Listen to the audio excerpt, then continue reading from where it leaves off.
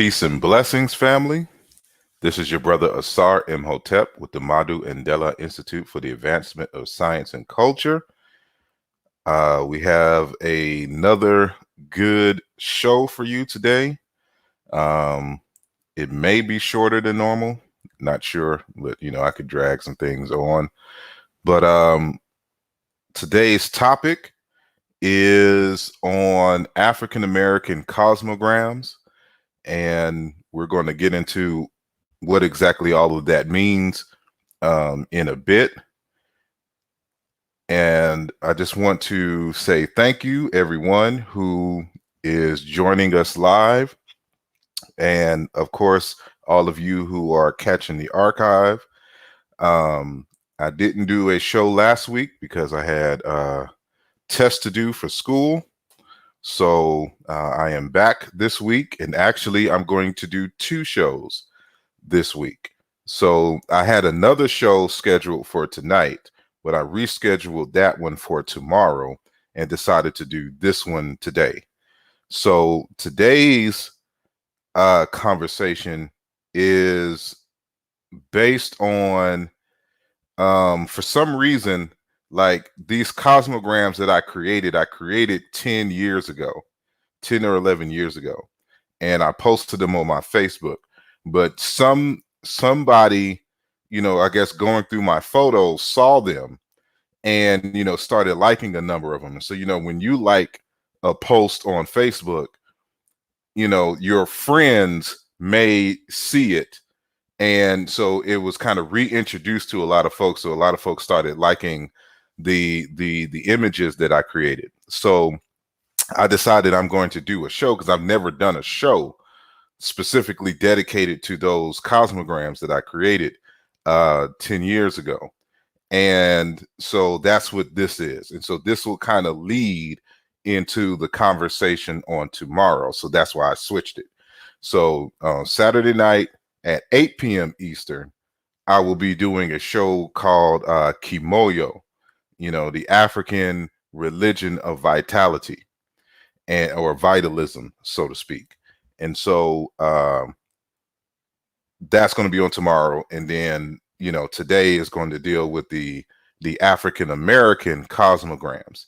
And so as usual, I'd like to give a shout out to everyone who is in the chat and participating.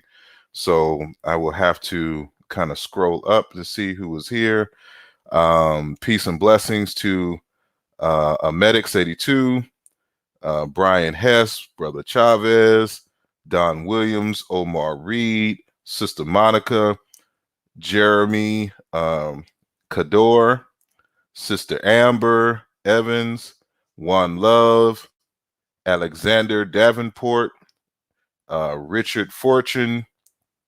I think I said Don Williams already. Sister Mika, Rashu, and I think that's just who comes up on my oh, hold on. Yeah, I get it. To Amedics. So yeah, so peace to all of you who are in the chat. Per Unc, peace to you, and everyone who will come in later.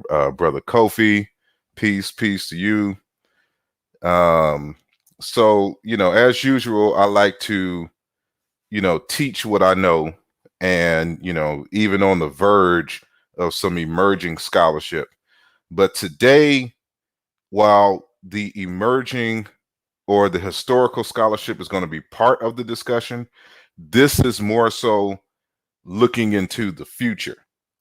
And so this is going to be a little different than what I normally do and talk about. So, the whole reason why I go through, such deep studies is so that we can use that information to move forward. So this is one of these inspirations from my historical work.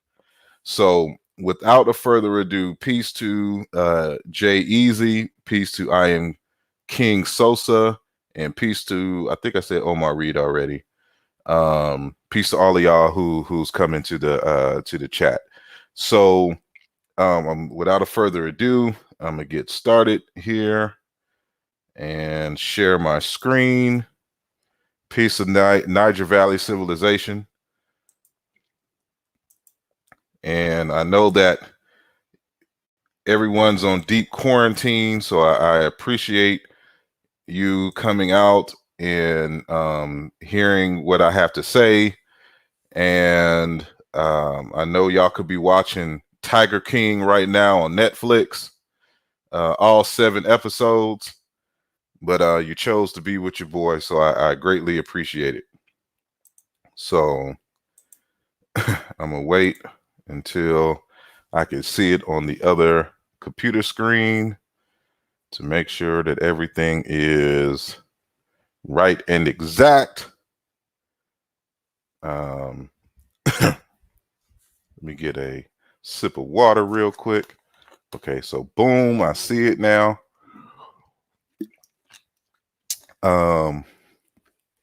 So yeah, okay. So to kind of give you a background of this, so as y'all know, I've been in serious study of African American and African culture for, seriously about 25 years.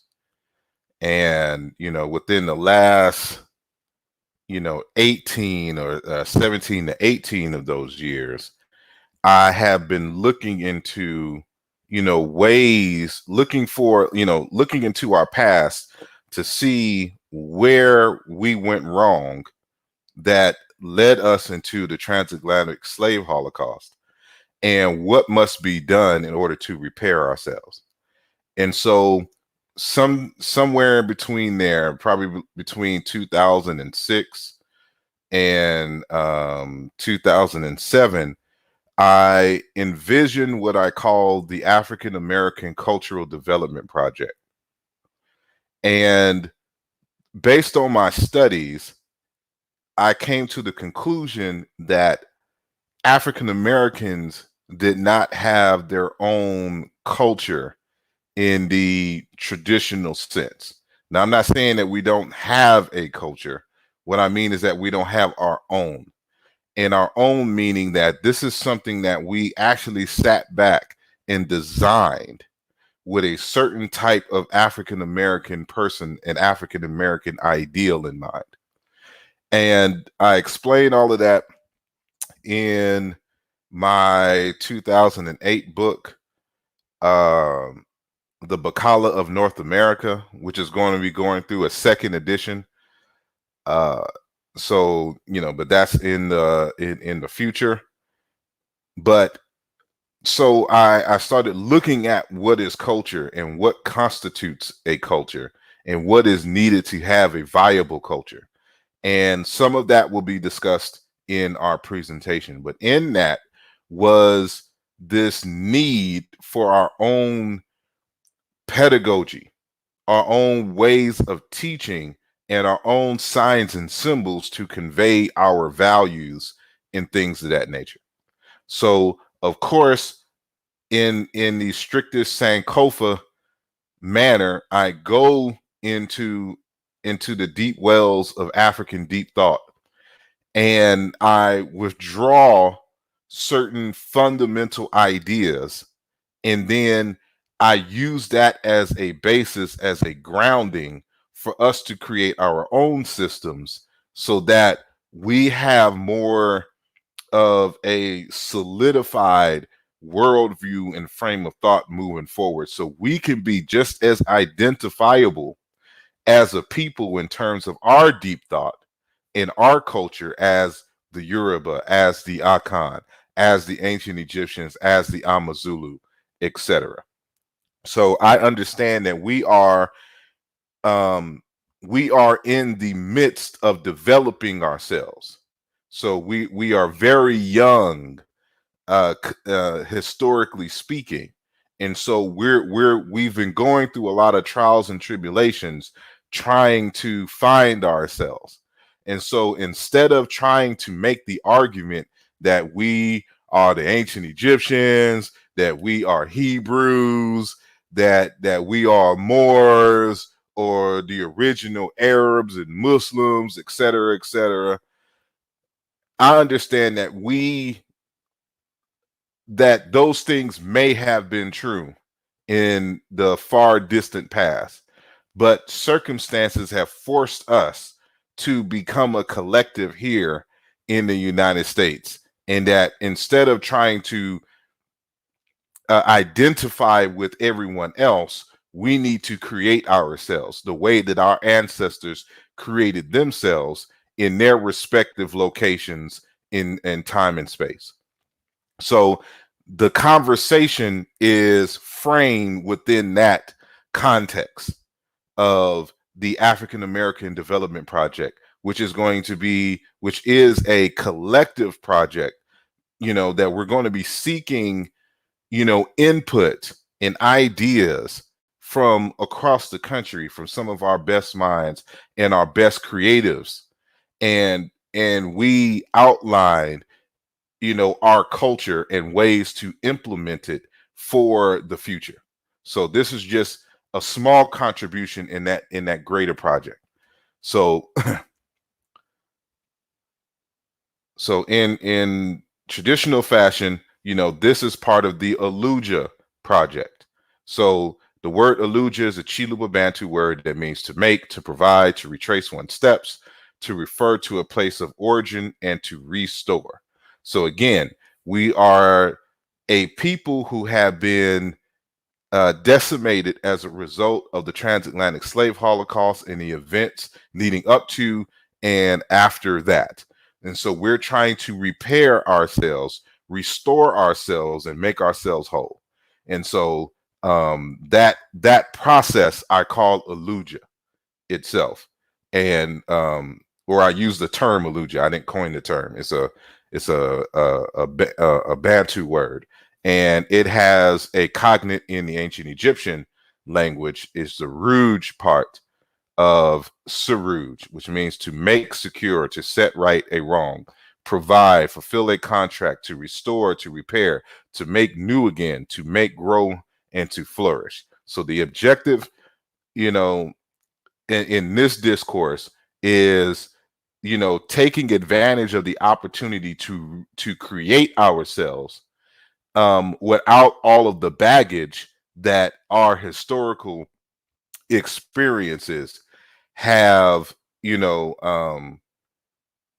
have burdened us with, in certain other cultures in the past. And so we can get more into what I mean by that later. So as you know, or should know if you don't know, that concept of Aluja has culminated in 2 books thus far in the series. And so Aluja Volume 2, China into Religion and Philosophy, is out right now. So, if you haven't gotten it, and I understand that times are tough right now, so, even if you don't have it, just know that it is out there. So when, things pick up or whatnot, but just know that, I draw from a lot of things, and some of those things are expressed in this text. So peace to everyone, and thanks to everyone who has already supported this work and have given your valuable feedback. But so this is the text, so you can purchase it on my website at asarimhotep.com, or via CashApp, or if you want to donate or whatever, this is the address here. So, and just a reminder that I have an introduction to linguistics course on my website, and I also have a course on research methods in Africana studies. And I'm taking this time as far as this quarantine to create new courses. So, that and to improve these courses. So there'll be some new videos and things attached to these. And so, more on that in the near future. So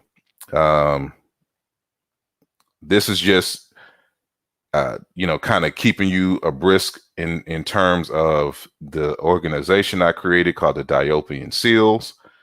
And, this is going to be a serious team of scholars who are into STEM, Egyptology, agriculture, and linguistics, and, combining all of these to find solutions, to experiment with them, and the like. And so everything that we study has a practical application ultimately, for the knowledge in which we study.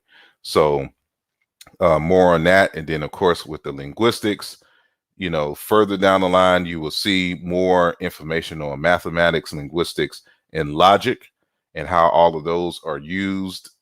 And then again, as a kind of a sub-study of the Diopian seals. So, so we're just going to continue here.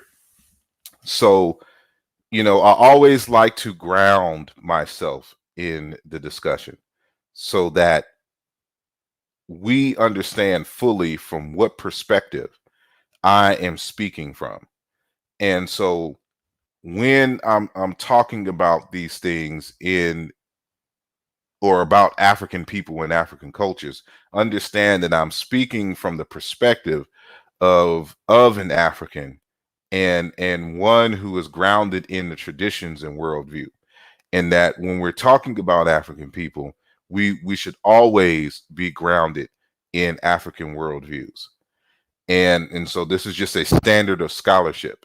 And so, this text right here, one of the texts in which I use in my research methods in Africana studies course is writing African history. And it's an anthological work, an edited work with several different scholars showing you how to do research in various different fields in Africana studies. And so at the beginning of the text, one of the writers had this to say. He says, Africanizing history must begin with a holistic attempt to understand the total worldview and cosmology of African peoples. For without looking at their oral history in a total context of their thought, we cannot understand the meaning that history has for them and why they have preserved it. And so I have bolded here the total worldview and cosmology. As we will see, when understanding African people, you have to go through their cosmology. And we'll see why in a second. And so this thing is echoed in many respects by Dr. Malidoma Somé in his text, Healing Wisdom of Africa. So in this text, he's giving the wisdom tradition of the Dagger of People in Burkina Faso, West Africa. And he says, before we can even get into a serious analysis of the thought of my people, we must understand the cosmology which shapes the worldview and thought of the Dagger of People. So he says, cultures define themselves in terms of the ways their people perceive the cosmos. The cosmology I am concerned with in this chapter is so essential to Dagger wisdom that little makes sense without it. The cosmology is the foundational model for life itself. This perfectly explains the relationship between the interpretation of cosmic events and how the societies govern themselves in traditional African societies. And so he's saying the cosmology is the foundational model for life itself. So the Africans model themselves based on their understanding of the cosmos. So this is also echoed by Dr. Fukiao, Kimbwadinde Kiabonseki Fukiao, in his text, African Cosmology of the Bantu Congo. He says, understanding the worldview of a people is the cornerstone for understanding their culture. Dr. William A. Jones, in his text, God in the Ghetto, makes this famous statement that was echoed by Dr. Reverend, what's his name? The one that Obama had a falling out with, Jeremiah Wright, Dr. Reverend Jeremiah Wright. So he got the quote from this book, God in the Ghetto by Dr. William A. Jones. And he says, one's theology, how I see God, determine one's anthropology, how I see humans. And one's anthropology then determines one's sociology, how I order my society. Now, I modified this quote by saying one's cosmology. Because remember, in African tradition, God is the universe in existence itself. So this, while I consider this a true statement overall, it is framed or shaped within the worldview of Christian theology. So this is why it's theology in terms of how they see God. So, you know, in the Abrahamic traditions, God is separate from creation itself. Well, that's not the case in the African worldview. God is creation itself. It's creation. There's no such thing as creation. It's creations, or more so the evolutions of the creator, this infinite being that is life itself, that is existence itself. And so that's why I change it. One's cosmology, you know, how I see the cosmos, as we saw in the other quotes, especially by Dr. Malidoma Somé, determines one's anthropology, how I see humans. And one's anthropology then determines one's sociology, how I order my society. So we will see how all of this comes together in the future. So remember that our discourse today is about the cosmograms. And there, I got that term from Fukuyao, who has, you know, given us some of the cosmograms of the Bantu Congo, which I will show in a little bit. But what he is providing us is a model of some aspects of Congo thought and Bantu thought in general, because you can see this beyond the Congo amongst the Kikongo speakers. And so, but this sense of model, like I took a few courses on model thinking, you know, a few years ago. And matter of fact, I don't know if they still offer this, but I think there's a free model thinking course on Coursera. So if you have some downtime and you want to get into some extra type of study, go on Coursera.com and take the free course on model thinking. And, you know, because some of what I'm gonna say comes from that course. So, but before we go there, of course, we have to define things. So what do we mean by a model? And so this is from the online etymological dictionary. So that's what OED means. So the word model itself, meaning likeness made to a scale or an architect's set of designs, comes from Latin modellus, meaning a small measured or standard. It's the diminutive of modus, meaning manner or measure. Sense of a thing or a person to be imitated is from the 1630s, meaning motor vehicle of a particular design, whatever. And so this is something in which it comes from a root meaning, you know, saying a mode or a modus, you know, a manner and a way of doing things. So it says here, see mode, this word mode here. And so we go into mode.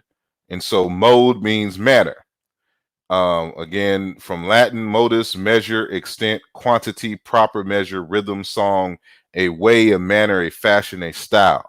From the Proto-Indo-European root med, to measure, limit, consider, advise, take appropriate measures.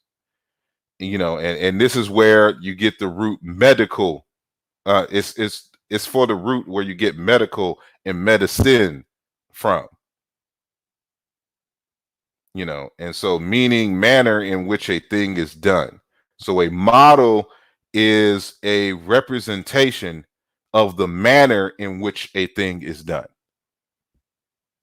So when we talk about these cosmograms are models of African deep thought and their perception of the cosmos and their relationship to the cosmos, and how we can use our understanding of the systems of the cosmos to organize our society and to define ourselves as a people. So why models? We live in a complex world with diverse people, firms, and governments whose behaviors aggregate to produce novel, unexpected phenomena. We see political uprisings, market crashes, and a never-ending array of social trends. How do we make sense of this? Models. Evidence shows that people who think with models consistently outperform those who don't. And moreover, people who think with lots of models outperform people who only use one. This is, I don't know how I advise you when you come back and listen to this to read this again. And when you read it again, understand, for example, why the ancient Egyptians were able to outperform everyone in their area because of how many models they created. You may call them deities, mythologies, things to that nature. These were only models to represent manners of ways, going back to the definition here, manner in which a thing is done, systems, concepts, principles of how the universe works. This is why, like the early Arabs and the Christians and Jews couldn't understand why they were being dominated by these African people, because the Africans thought in systems and in terms of models. And so as we, again, this is from the Coursera course. This is on model thinking, and what they state is evidence shows that people who think with models consistently outperform those who don't. And moreover, people who think with lots of models outperform people who use only one. And so when we're looking at African Americans, and when I speak about pedagogy in terms of your methodology, your ways, your manners of teaching and transferring knowledge from generation to generation, what collective models do we have in the African American culture to help us to think systematically and to think using models? See, when we collectively are able to think using models, then it puts our mind, our way of thinking on a level that is able to see abstractions and to see connections between entities, and to see how systems work. And so we lack a collective understanding of systems and how they work. And so this is what we're trying to address in this day. So why do models make us better thinkers? So why models? Models help us to better organize information, to make sense of the fire hose or hairball of data available on the internet, for example. Models improve our abilities to make accurate forecasts. They help us to make better decisions and adopt more effective strategies. They even can improve our ability to design institutions and procedures. So you can understand why I'm trying to, usher us collectively into thinking in terms of models, because we're in the midst of trying to design institutions and procedures for the betterment of African people and African Americans in particular, for those of us who are in the United States. So models enable us to better understand the world by organizing information. They endow us with frameworks to make more accurate predictions, to formulate better strategies, and to design better policies. To use models effectively, though, you need more than one. And so I kept mentioning the word systems, or the word system earlier. And so, this is part of another presentation that I've done in the past. And so I have the citations on that one, but I just picked a few here in terms of defining what a systems is. And so as Rappaport writes, a system is an entity which can maintain some organization in the face of change from within or without. Ryan states that a system is a set of objects or elements in interaction to achieve a specific goal. The function of any system is to convert or process energy, information, or materials into a product or outcome for use within the system or outside of the system, the environment, or both. Indeed, if a system is to survive, it must save some of the outcome or product to maintain the system. So these are more kind of modern, applications of the term system. But what they're trying to say here is that it's an exchange, it's an interaction between objects and elements, and it is maintained as a harmonious whole. And so this concept of a system in ancient Egypt was called Ma'at. Ma'at was a system, an interchange of an exchange system between objects and elements that maintain and promote life. And so when you get deep into what the role Ma'at played in the beginning in terms of the organization of the universe, etc., you see all of this play out. So in the future, I'm going to be showing how the ancient Egyptian models, what they were actually used for. And of course, I will, use systems I'm more familiar with, like the Yoruba and the Bantu Congo systems, to kind of bring this to a Western Central African, perspective, and showing that our strength was in our ability to recognize and understand systems and to model them in a way and integrate those models into our living apparatus. And so that's the goal that we want to do today. So there's some key things that all systems have, and that is input, output, throughput or process, feedback, control, environment, and a goal and an objective. So when we're talking about developing an African American culture, we're talking about creating a system of interactions and power relations, in a system of values and behaviors. And so when we understand what the culture is in terms of the system, we must be thinking, okay, what is the input of the system? What is the output of the system? The throughput or the process of the system? How do we get feedback in the system, so that we can measure how the system is going? And how do we control the system?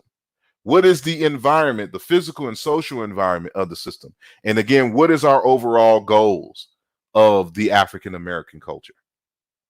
So, we'll get deeper on these things in future conversations, future lectures, live, because this is going to be a full project, a nationwide project. And so just know I've been thinking about this, planning the initial stages, for almost 2 decades now. And now I'm at an understanding where we can start moving some things forward. So And thank you to Everything is Everything for your contribution and donation. So Black African power to you. And peace and blessings to everyone who has just joined the chat. So I don't know where some of y'all come in. So I think I've seen Omar. So peace to Dwayne, peace to Gary, peace to the Watcher, peace to Rashu, peace to Rakim777, and I think I said Amber already. And peace to Vayesa Gula. And of course, everything is everything. And so if I missed anyone, I do apologize. And peace to I Am King. I think I said you already. So regardless, peace to everyone in the chat, everyone listening live, and of course, everyone listening in the archives. So so when we talk about a culture and we talk about the robustness of the system itself must be adaptive, and the system must be strong and robust. And so when we talk about a robust system, and remember, I'm equating the word system and culture. I'm equating those two. So, keep this. I'm trying to set the framework, because once I get into the actual meat of the discussion, is going to go by really quickly. But I want y'all to understand what I will be saying within the context of all of this, in terms of cultural development, in terms of model thinking, systems, and now adaptive systems and robustness. And thank you to Gary Hart for your contribution, and it's greatly appreciated. Peace to Harold Richardson, thank you for joining us. So in terms of robustness, to be robust, a system must be able to respond. In standard usage, responsiveness refers to the capacity to take a single action to cancel out the effects of some change. Robustness allows for adaptations that increase capacities and set a system on a new path. So when we're creating this African American culture, it must be adaptive. It must have a level of flexibility to it, but it must be robust. And so we're going to have to think critically in terms of processes, in functions and things and relations that allow us to respond appropriately to challenges to the people and the culture in general. And so again, by having a model thinking, this allows us to kind of look at this in a more objective way, so that we can respond appropriately to those inputs that try to dismantle the system. And so so this is where, of course, symbols come in. And and this is something that the Hebrews and the Arabs did not understand about African culture, and the importance of models and systems. And so as I write here, a culture's symbols are designed to evoke a particular behavior, reactions, feelings, moods by the society's members. So these models and symbols that we're creating, the objective of them is to motivate people to behave in a certain way. And so they're supposed to react in a certain way and identify and feel something.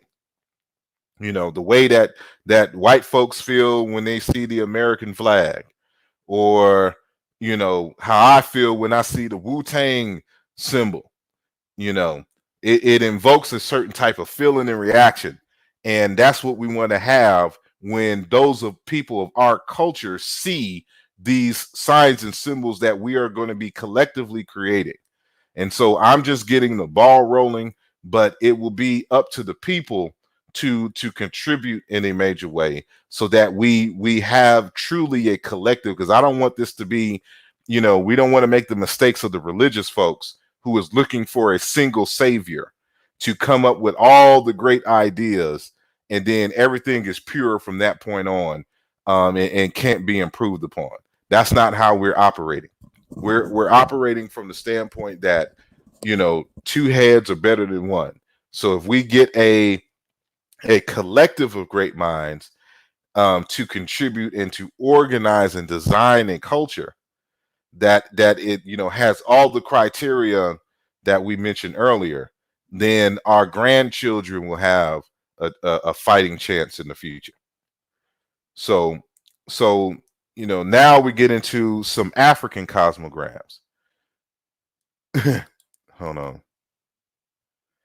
on. And thank you to Ivan for your contribution. It too is greatly appreciated. So here are a few African cosmograms.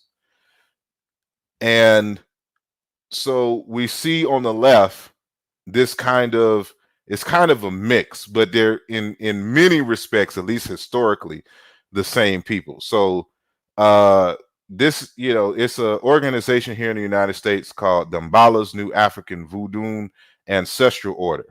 And they have kind of combined the Congo cosmogram with the traditional Dambala symbol, this Ouroboros snake biting its tail, to create a kind of a model for representing, these types of relationships or whatnot. But we'll get into the Congo aspect of it. But this is more so for the voodoo practitioners here in the United States.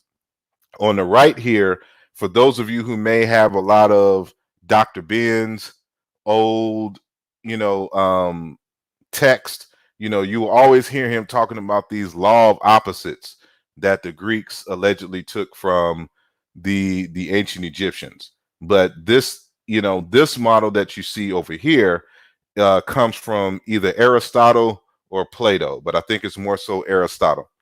And so what he was trying to organize is this relationship, these foundational relationship between elements in the cosmos. So in a lot of ancient traditions, they have this idea that the foundation of the cosmos has these four fundamental elements, and that is air, water, earth, and fire. And so you can see fire is the opposite of water, and air is the opposite of earth. So the invisible with the solid, and then the cool with the hot. But there's some intermixing here. So in between air and fire is heat, and in between air and water is wetness. So these are some, some ancient deep thought here, and you can see that is made into this kind of cosmogram here, right? And so these law of opposites are dealing with the four fundamental elements, and so this is a Greek model here. But as Dr. Ben has shown us, as George G.M. James, that these ideas, which the Greeks represented graphically, were ideas that were discussed in ancient Egypt, but their way of doing it was more anthropomorphic in terms of their representations, in terms of their models. So you don't see a graph like this in ancient Kemet. So, but we'll continue. So the Dagger of People, who I mentioned earlier from Dr. Malidoma Some in Burkina Faso, they have their own cosmological wheel or cosmogram. And so just like what you saw in the Greek representation, they also are based on this notion of elemental, these elements and or forces. And so, but for them, it's not 4 elements, it's 5 elements. So they have the standard water, earth, but they don't have air as an element, but nature and then mineral. So this is their tradition and how they see the cosmos and the foundation of life, and everything in their society is represented by this cosmogram. So if you read Malidoma Some's The Healing Wisdom of Africa, which I cited from earlier, you'll see how integrated this cosmology, is. And so on the right hand side, you have the Yoruba cosmological wheel. And so, like the others, it has the elements water, air, earth, and fire. And these are the representative odus.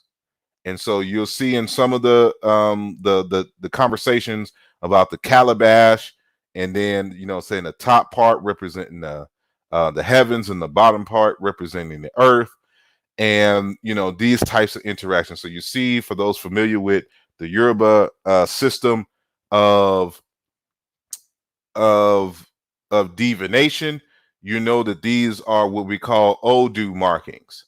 And so when a Babalawo or a general practitioner, does the divination, and however the cowrie shells or the opele chain falls, etc., there's these certain markings called odus that you see. So that's a whole lesson unto itself. But the Yoruba, they have their own cosmological will and representation of the universe, and a model for which they teach certain things. So you can see it don't even have to necessarily be about the universe. You can add other things to it, but it's just a representation of the cycles of life and things of that nature. So you see a similar representation from the Dogon. So if you read the text of Pale Fox, the Pale Fox, which gives a very detailed explanation of Dogon worldview, cosmology, thought, and philosophy, and religion, you'll definitely come across the page where you see this representation that we see here. And just like in the other ones, it has these elemental foundations: water, wind, which would be air, earth, and fire. And so they name it Bumo, Toy, Yala, Tonu. And in the center of it all is Amma, the god Amma, which is cognate with Egyptian Amen. And so the Dogon people have their own representation, and they have their own signs for teaching. So the Seer people in the far West Africa, in Senegambia, in places, Senegal and places like that, they have their cosmological representation that's almost similar to what you see, but there's more of a 3D cosmogram. And so you have over here God, which is Rug, or the source of energies of the universe.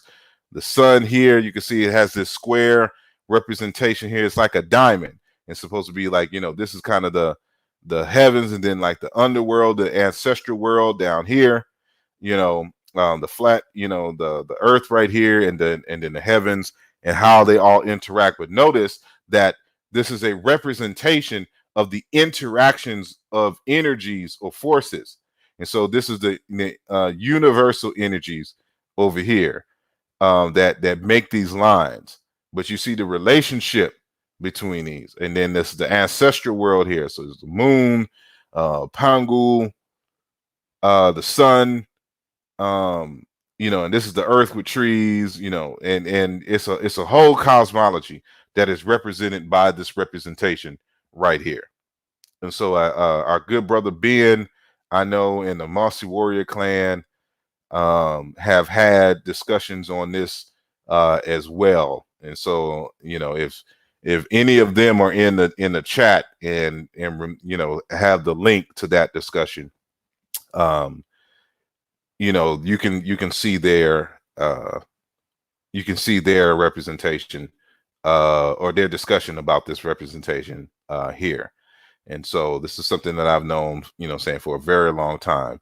And I'll give a detailed analysis of this in relationship to Ma'at and the Nun in ancient Kemet in a future text.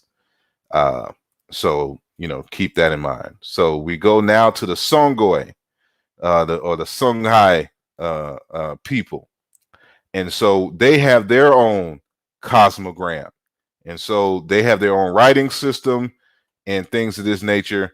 And this comes from a text called, what is that dang text called? It's written by Dr. Maega, and he's actually a prince from the Songhai Empire.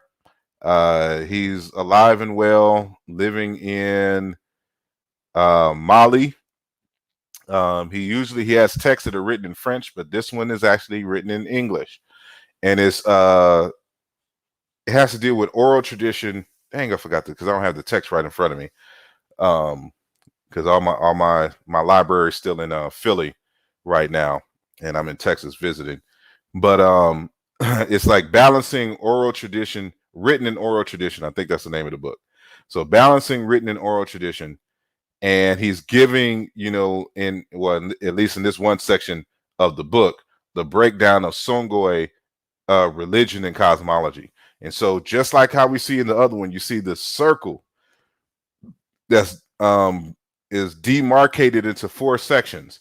And so this is what their entire society is based upon. And so, you have this representation of Urkoi, which is the word for God, Aru, man, Woi, woman, and then Goi, Janawe, and tools of production.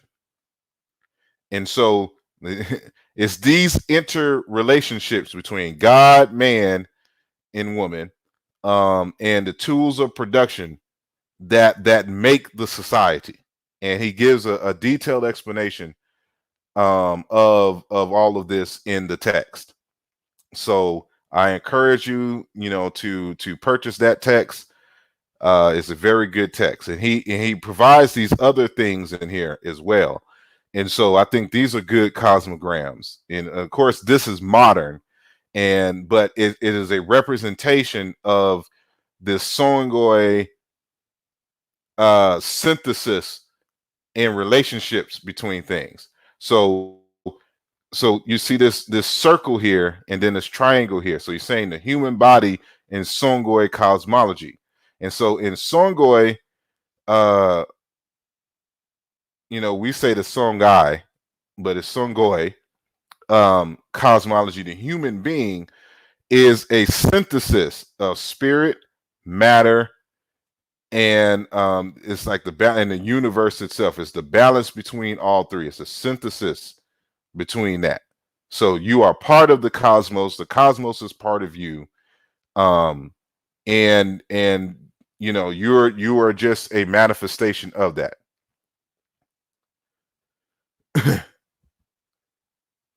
So when it comes to self-knowledge, you see again, it's this idea of synthesis and analysis using this triangle circle model. And so knowledge of spirit, knowledge of matter, and knowledge of the universe. When you have all 3 of these synthesized, then you have self-knowledge.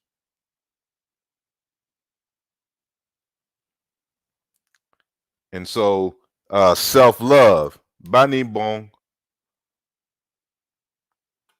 man, woman, and love of the universe. It's talking about the balance in relationships between men and women.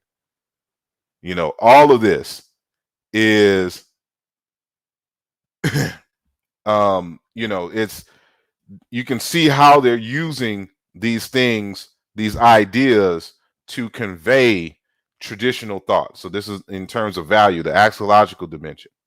And so all of this is in that text that I mentioned, balancing written and oral history, by Dr. Maega. Maega, I think, is the last name. I forgot the first name. And I've actually met him in Atlanta during the Now Valley 2 conference at what university was we at? I think we was at Morehouse. I think it was at Morehouse University. I think way back in 2011. And so he had a very dynamic presentation. I had to go out and get his book. And so that's exactly what I did. So, and of course, at least if you're familiar with my work, this is this text right here, African Cosmology of the Bantu Congo. That came out in 2001. This is what started it all for me, in terms of comparing ancient Egyptian and Bantu religion and culture. And even though that wasn't the focus of his book, once I was reading all of what was in it, because he's just talking about Bantu Congo cosmology and religion, it mirrored so much of what I had already been studying about ancient Kemet. And, and so this is a very influential and major work. And this is a painting of Dr. Fukuyao on the left. You can see one of his cosmographs in the painting. He passed away in 2013. And here are two of his other books, Self-Healing Power and Therapy and Simba Simbi.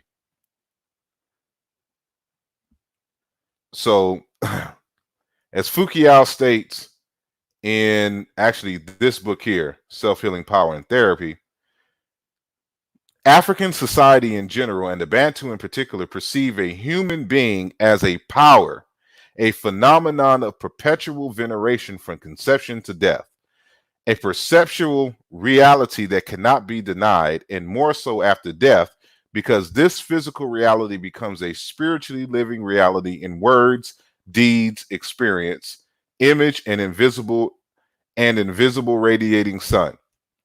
As such, a pregnant woman is perceived as the carrier of a new and holy package full of power and energy, a continuation, a genetically of old radiations under new form.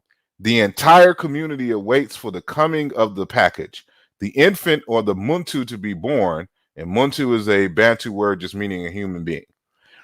The birth of a child is perceived as a rising of a living sun.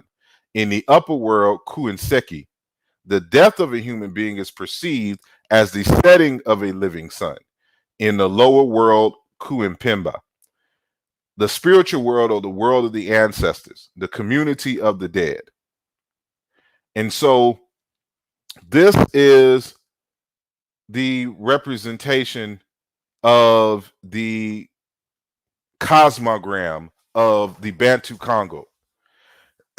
And as we just read, the Bantu Congo sees the human being as a living sun, S-U-N. And they created this cosmogram, this representation of the movement of the sun. So this is the movement and direction of the sun. So we know that in our living experience, the sun moves from right to left. If we're looking north. And so, it appears as if the sun itself is moving when we know in reality it's the earth moving around and spinning on its axis, and it gives us the impression that the sun itself is moving. But from a traditional standpoint, it looks like the sun is moving again from right to left. And so this is a representation of the sun under the earth. And so this line is the dividing line between the spiritual world, which you see on the bottom half here, and the physical world, which is on top. So just like in ancient Egypt, when Ra goes underworld into the Duat and then is born again on the right-hand side here and matures and then goes into the Amenta, it's the same thing in the Bantu Congo. So this sun, which is a representation, so now you have the physical representation of the apparent movement of the sun, and then the human being is symbolically a sun, because it's a human being is seen as a manifestation of pure power and energy. And so this energy or power formulates in this womb in terms of ancestral radiations and then is born in this stage here, the Kala stage. So Musoni is this stage V1. And so we get this V because he breaks it down into 4 demarcations. So if you can see this X in the center, you know, each segment is a V type shape. So V1, this one over here, is Vengama or Musoni stage. V2, Vaika, Kala stage. V3 is Vanga, Tukula stage. And Vunda, V4, Lavimba stage. And so you have to read the text. I'm not going to go super deep into Congo cosmology, but when you read the text, he's going to go he's going to go deep into it. And so this text here changed my life. And so, you know, again, a child in conception, a child at birth, a man or woman in maturity, in standing in their power, and then getting old, gray, and then of course dying. But they believe in reincarnation. So this circle is really a spiral unwinding, and it's also called dingo dingo. So Dikinga is the cosmogram. That's what they call it. And this word Jikinga comes from a root meaning to organize, to set in order. This root here is also cognate with the root in the word ma'at. And I'll get into that in the future. Actually, I get into that in Illusion Volume 2. I take that back. I discuss it in Illusion Volume 2 in chapter 1 on ma'at. But I'm gonna get deeper into this on my book on quantum mechanics as African heritage. And so you'll get you know this deep breakdown in that text and the one on the relationship between Ra and Ma'at being the same individual or the same concept. They're the same deity, I should say. So this has to do with reincarnation cycles. And so this process of change of motion in the Congo is called dingo dingo. And so this is, even though this is a 2D graphic here, you have to imagine this as time, space time. And so it is forever unwinding this circle, this spiral of life experiences, and everything goes through this cycle. Everything goes through a conception, birth, maturity, and death stage. And so using this as a model, you use this to teach. So when I'm talking about African history and culture, I look at this as a way to convey and to look at and to ask questions about history. So every single time that you look at history or look or examine anything, you always have to ask in these questions: what is the conceptual birth, or basically what is the life cycle of the experience in terms of birth, conception, birth, maturity, and death. And so once you start doing this, when you're writing essays for school, you have a model. And so we'll get into that, saying a little later. So this isn't in his book, but this is it was kind of in his books, but it's not given a graphical representation. But this graphical representation comes from an actual lecture of his. And so this is just another way, we're talking about the balancing. And so Keninga, this word ninga meaning balance, or lunga, which is a variation of this word Keninga. And so this is kind of the weighing of the heart that you would find in ancient Kemet, but from the Congo perspective. And so this is in terms of ancestralization. This is a model when they're talking about how do they weigh the deeds of a person in Congo society. So Ma'at is the community itself. And so when a person dies, you're supposed to think of this as kind of a scale, and so how does the scale tip when the community is evaluating the deeds of the person who just died? Is it Mbote, which means goodness, which this word here is cognate with the word Nefer in Egyptian, or Mb, evil? And so this also has a cognate with B and Ben in the ancient Egyptian language. So evil and goodness. The only individual that has a perfect balance like this is children 2 and under.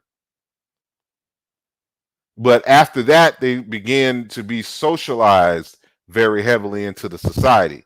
So now their actions and things start to, if you can imagine this as a kind of a balance, to tip, to kind of tip the scale. So, you know, this is just another graphical representation. So this is a whole lecture unto itself. So they decide if the person is going to be a revered ancestor. And so this ancestralization process is called Kotuswa mu Bumuta or Kotuswa mu Bukulu. And so we'll get into that in another conversation. And so I may come back to this because, you know, we're talking about that energy and things. And but this all makes sense if I discuss that first. So we'll come back to this. So this is just about how society is. So society itself is a system, and there's, you know, everyone is a link in the chain. And so a healthy system, a healthy society is when everything is connected well and everything is in motion. But if there's a broken link in the chain, then this is what we mean by an unhealthy system.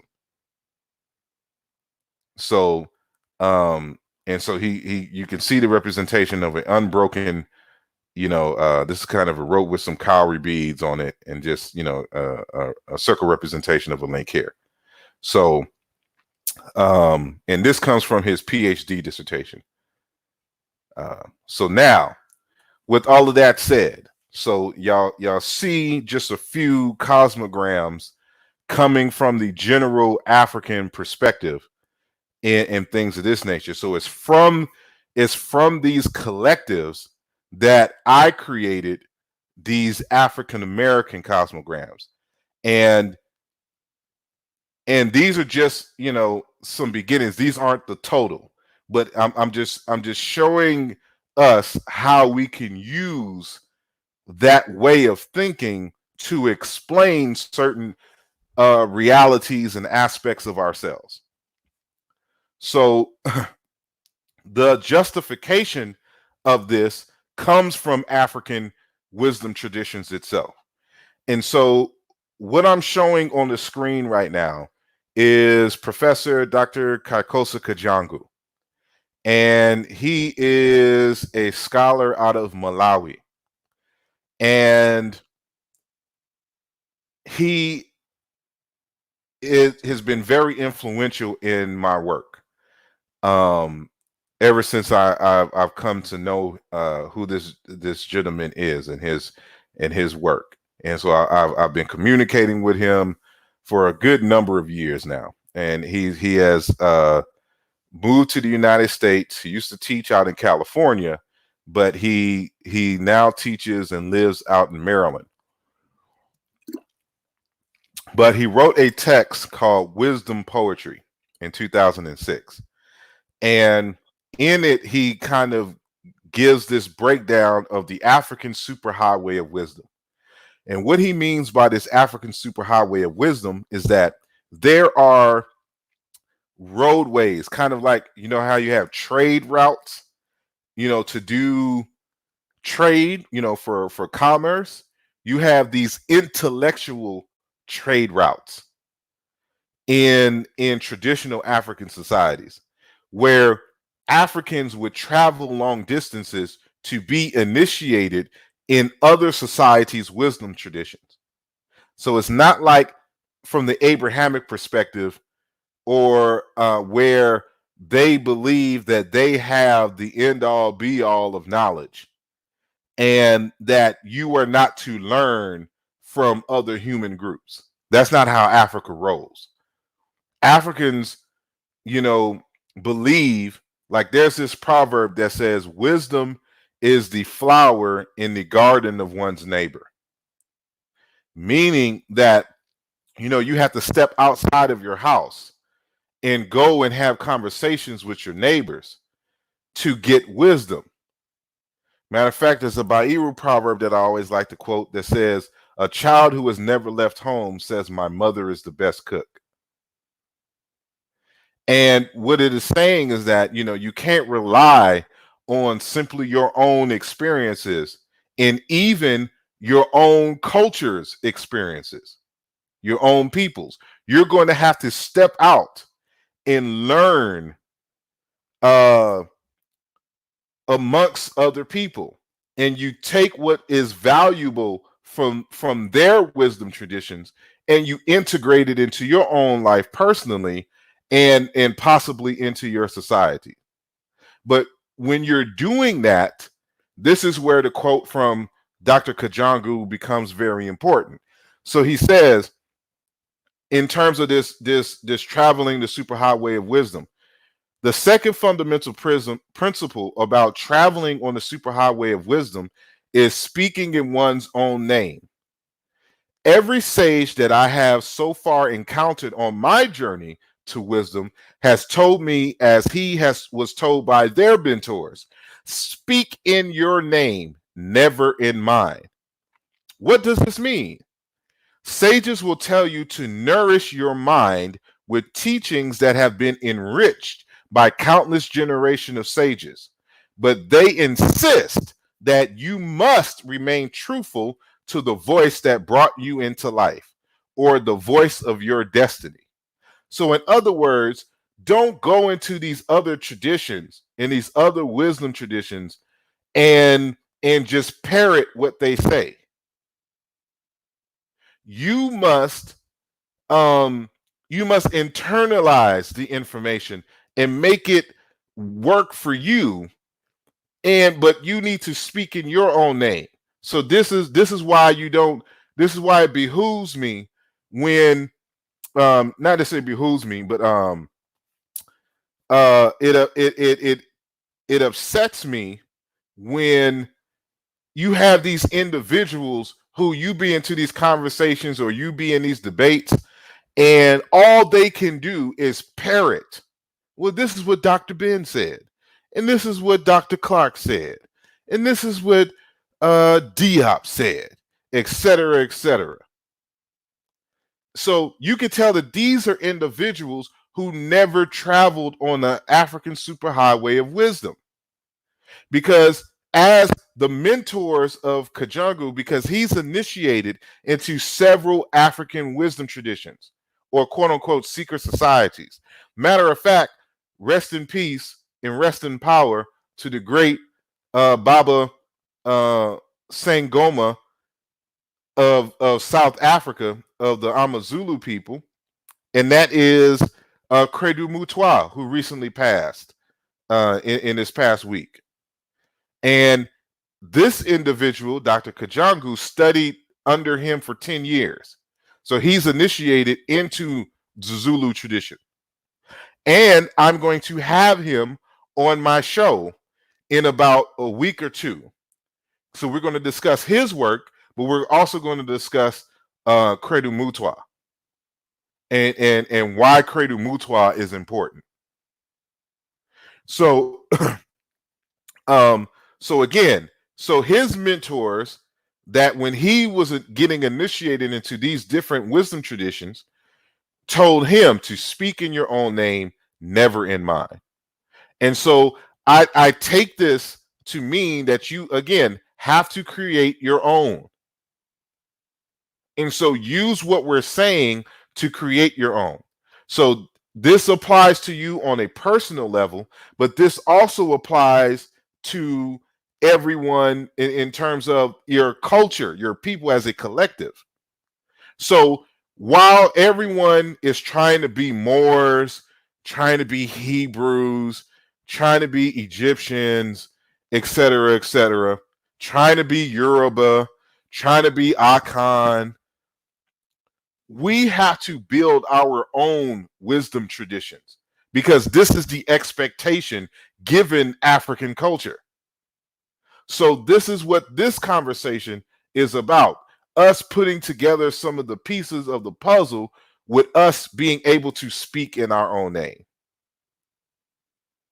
While still being grounded in African culture and deep thought. In terms of traditional African culture and deep thought. Now we're going to add our own cog in the wheel, saying that African deep thought and culture by creating our own African American culture. And so that methodology of grounding ourselves in African, in a deep well of African thought, but restoring and making something anew for us as a collective in terms of African Americans in particular is what I call CAP, and or the thinking cap, is putting on our thinking cap. And so this thinking cap that I'm speaking about is an acronym. And so the cap is talking about the creative application of African philosophy. How can we creatively, use the richness of African deep thought and make it more applicable and practical for us, and so that we use it as a foundation as a result of us developing into ourselves, because we had the major aspects of our thought and culture stripped from us as a result of the transatlantic slave holocaust. So how can we creatively make this our own, and as a foundation, and so that this becomes part of our collective identity, in the same way that when you see hieroglyphs you automatically know that that's ancient Egyptian, because that's part of their they were putting their own thinking cap, their own creative application of African philosophy and deep thought. So this is what thinking cap means for me. So this is a concept that I created, and of course you can use it. It is taken from the universe, channeled through me, and it is now yours. So so here's, again, remember that these cosmograms were created in 2009, 2010. And so because somebody, found them on my Facebook page, I'm reminded of these, and I decided, because I've never done a show on them, to do a show on these cosmograms. So these are African American. I created them for African American people. And so this is, even though I designed and created this is not for me. This is for you who are listening to internalize and use in your own households as part of the collective African American culture. So I hope that is understood by those of you who are listening. So just like the cosmogram that we saw coming out of Benin, coming out of Yoruba land, coming out of Burkina Faso and things of this nature, these life cycles, this life motion is represented for us in terms of a circle. And we have these elemental forces that are representative of an emerging cosmology, an African American cosmology. So we're in the middle of creating the foundations, and you don't have to have a singular cosmology. And so what we're going to do as far as the African American Culture Development Project is to really study some hardcore scientific principles of evolution, of cosmology, and to think of some very creative ways to simplify that into our own cosmological, narrative, mythological narrative, so that we can teach it in general, but then use that just simply as a foundational model to teach deeper aspects of cosmology, like real science cosmology. So we're not arguing that God came and spoke the universe into existence and all of that other kind of stuff. If that's, we'll leave that up to your own religious tradition to do. But our collective, this is just a way. This is about African American and African pedagogy, deep thought and teaching styles or whatnot. So these are teaching apparatus. So so what we have here for our African American cosmological wheel is, is several things that is brought up here. So again, in the center here with the colors is, the color representation of these, and then I'm using these ancient Egyptian hieroglyphs to kind of give a visual of this, and we could come up with our own graphic signs. But when I was creating this, I thought that a lot of us would be more familiar with the actual hieroglyphic signs. So so we have here in this V1 the water, and then fire over here in V2, and then earth, V3, and then V4 is air. And so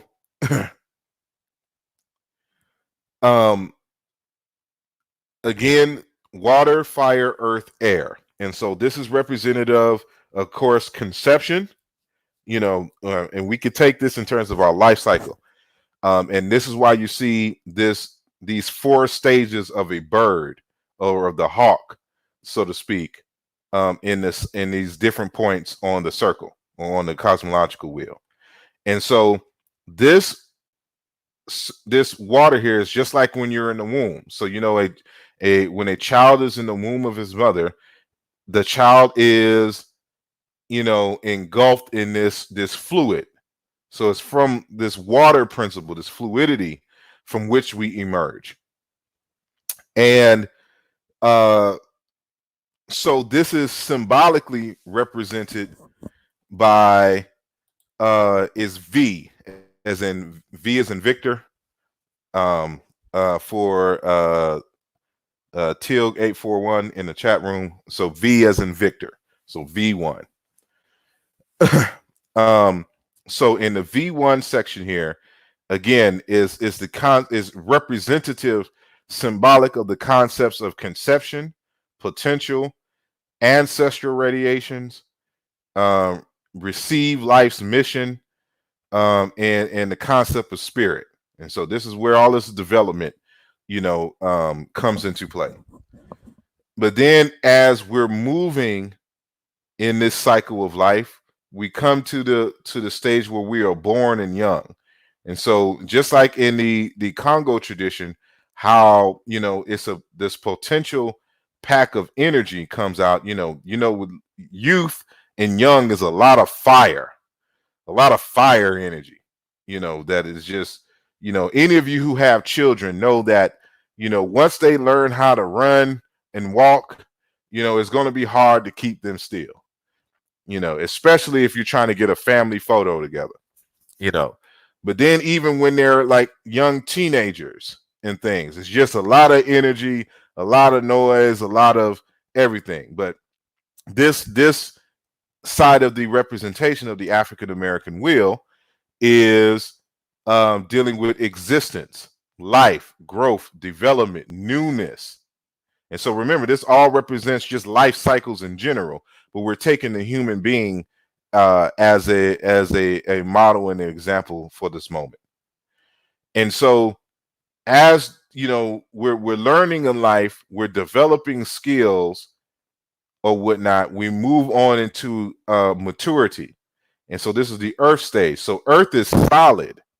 So fire is kind of unorganized, it's kind of wild. and it's energy. You see flames kind of flipping and doing all kinds of things. That's kind of the newness and the energy of youth. But as you mature and you become stronger in your convictions, in terms of knowledge of self, in terms of your purpose, you start solidifying. You start having a more of a earth representation. So this is what that means for us: is becoming solid, and to where you're making more calculated moves. You're investing in yourself into the future or whatnot. So you're more green in terms of energy and potentiality, in terms of wealth. And so hopefully, you have matured and you're working your ways into getting more green, more money, and investments and things of that nature. You're setting yourself up in terms of a solid foundation, for your future. So this is where you get, you start writing a lot of books, you start designing a lot of stuff. You're stepping into your purpose. You're standing vertically in your V. And so this has to deal with maturity, power, creativity, owner of purpose, stability, groundedness, and leadership. So this is what this stage represents for us in our African American cosmographic wheel. And then, of course, we're going to get old, or ideally we're going to get old. And so we're going into the white portion, which is representative of air, in spirit, because our hair is going to turn white and gray, and then we're on our way to becoming a spirit. So the words for spirit is usually a word for air or whatnot. So we're becoming an elder. We're living ancestors at this part right here. But ultimately, we will pass. And so this is the stage of wisdom, because we've had these life experiences in the earth and fire stages. Eldership, foresight, death, and ultimate change. And so, in the African traditions, there is no ultimate death. It's just a cycle of life. And so whether, African Americans is, if we collectively believe that, there's some essence of us that will reincarnate and go through this cycle again, that has yet to be determined. But for the most part, this is the African American cosmological wheel. And more can be discussed, on each of these stages. But this is just the beginnings and the representation. So this is the cosmological wheel. And so notice that, we have these opposites, that all of these are, we have them neatly demarcated, but these are all elements that interact with each other in very significant ways.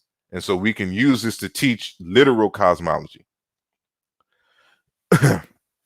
And so someone asked the question, does the wheel relate to the underworld or and physical world? Yes, it does. And so, the top half is the physical world and the bottom half is the ancestral world, and things. But that's a deeper conversation of what that means for us, or what it may mean for us. And so, because everybody has this notion that the ancestral world is an actual world, and it is not. It is really the memories, the collective consciousness, the collective pool of experience of the community itself. So now if you have, you've gone through your stage of birth, conception, birth, living, and maturity, you would have experienced a lot and learned a lot, especially in terms of solving certain problems. Now, if your stuff is recorded and people remember how you solved and contributed to the community on Earth, those, especially for powerful individuals, that your life experiences now becomes part of the collective cultural life experiences and wisdom. And so all of that is represented on this lower half, which we see here represented by water. And so you find that actually in African wisdom traditions as well. And so again, this is a developing and an emerging cosmology. And so this wheel itself is a whole lecture unto itself. So so this is just one cosmogram. The cosmographic, this is the main primary cosmographic wheel. So that we can use this type of model to explain other things outside of our own cosmology and life experiences. So before we go into that, we got to understand, again, this is part of the African American Cultural Development Project. And so, Malala Karenga has some very good literature on culture, because y'all know the US organization is a cultural nationalist organization. So they have been studying culture very heavily for 50 years or so.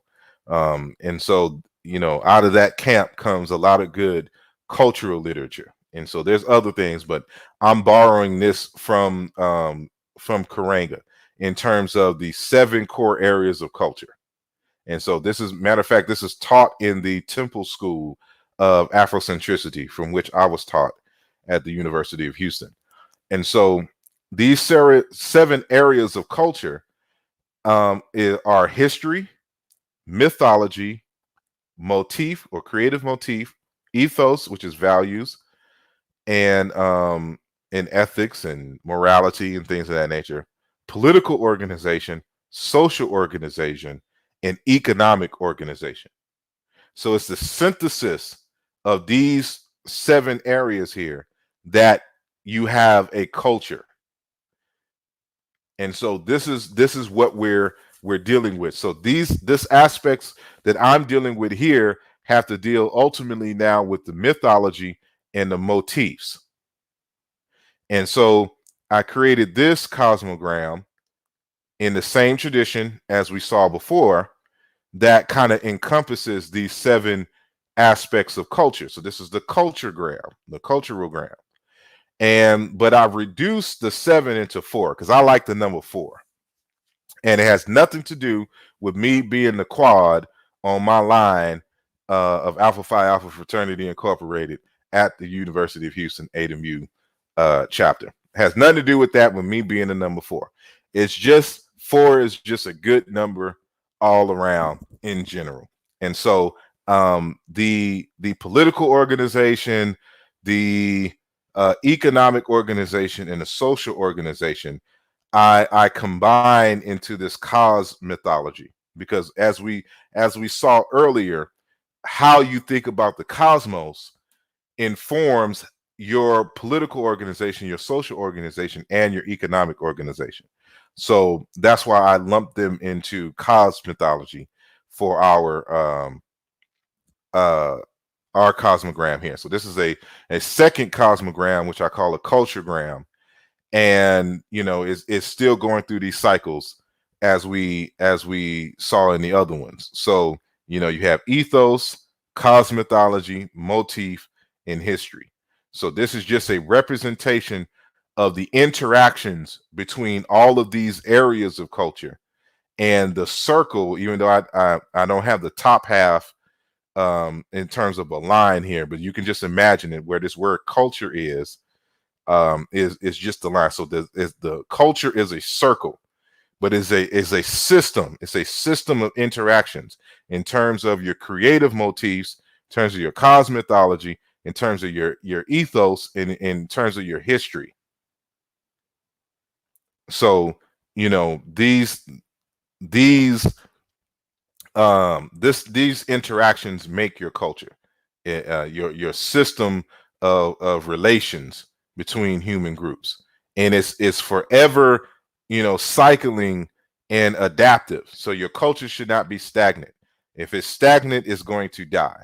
It must be robust but adaptive and or whatnot. So this is the lessons that in each one of these cosmograms is going to be a lesson unto itself. So I'm just giving a summary here, and then in the future I'll spend a whole lecture just on the representation of these cosmograms, because again, these are all for you. You take these ideas, learn how to draw them yourself, and you utilize this when you're teaching your children, and get creative with it. And so this is for you. This is not belonging to an organization. It has nothing to do with anybody's religion or nothing to this nature. This is just African American culture. So this is what this representation is of. So Mugobe Ramose, who is a philosopher out of South Africa, he wrote a text called, there's a text called African Philosophy Reader, and he has several articles on Ubuntu in that text. So he has multiple chapters in that text, even though he's not the author of the reader. But he has multiple chapters and articles on Ubuntu. And so this one article he has is called Ubuntu as Philosophy. And he states here that African philosophy is consistent with the philosophic position that motion is the principle of being. According to this understanding, the condition of being with regard to every entity means that to be is to be in the condition of ness. Whatever is perceived as a whole is always a wholeness, in the sense that it exists and persists towards that which it is yet to be. Because this is the characteristic of every existing entity, being is to be understood always as a wholeness. And so he's dealing with this notion of being, because this word into means being in these African languages. So he's giving you he's setting you up for ultimately what Ubuntu is, but you have to deal with into first. And so into is being, but what do we mean by being? And so the principle of being has to deal with motion. So like if we go back to the Congo, when we saw the cosmological wheel, even though it's a static image, you should always think about it in motion as the circle or a spiral unwinding. Being to have existence is to be in motion. And so within that context, again, the word into means life, being, existence, etc. And in Greek, it is part of the root ontos, being. And so you have a kind of, what do you call it? This aspect of logic and learning called ontology. And what I argue is that what we're calling ontology is the basis of all learning. And so ontology is the study of being, of ontos. And so I call this intoology. And so for us, if we're creating curriculums for African Americans, so this has to deal with the aspect of us creating our own educational institutions. And so what I argue is that when we create our own educational institutions, it needs to be centered on this concept of into, of being, because everything that we do is the studying of how things be, into. And so intoology, I'm using African words because I want to use African language to coin these pedagogical things, that these pedagogical methods and objects and concepts that we use. So we're not reliant on English to convey our thought as African people. So I'm stressing the African and African American more than the American and African American. And so this is why I'm grounding it. I find these words in these African languages. So Bwalu, Bwa into, the business, the science of into, intoology, the study of into. And so what does ontology, what encompasses, what is all about into? So you have epistemology. How do we know anything is true? You have cosmology, of course, the study of the cosmos, axiology, values, logic, teleology, etc. Everything that we say, everything that we're going to study is under intuology or Boaluba Intu. So, hold on. This notion of being is essential even to African Americans, and we don't even realize it. Because everything we do, we're talking about how things be and how we be. And so much so that in our language, in African American vernacular English, or what I call Kikala or Kiangole,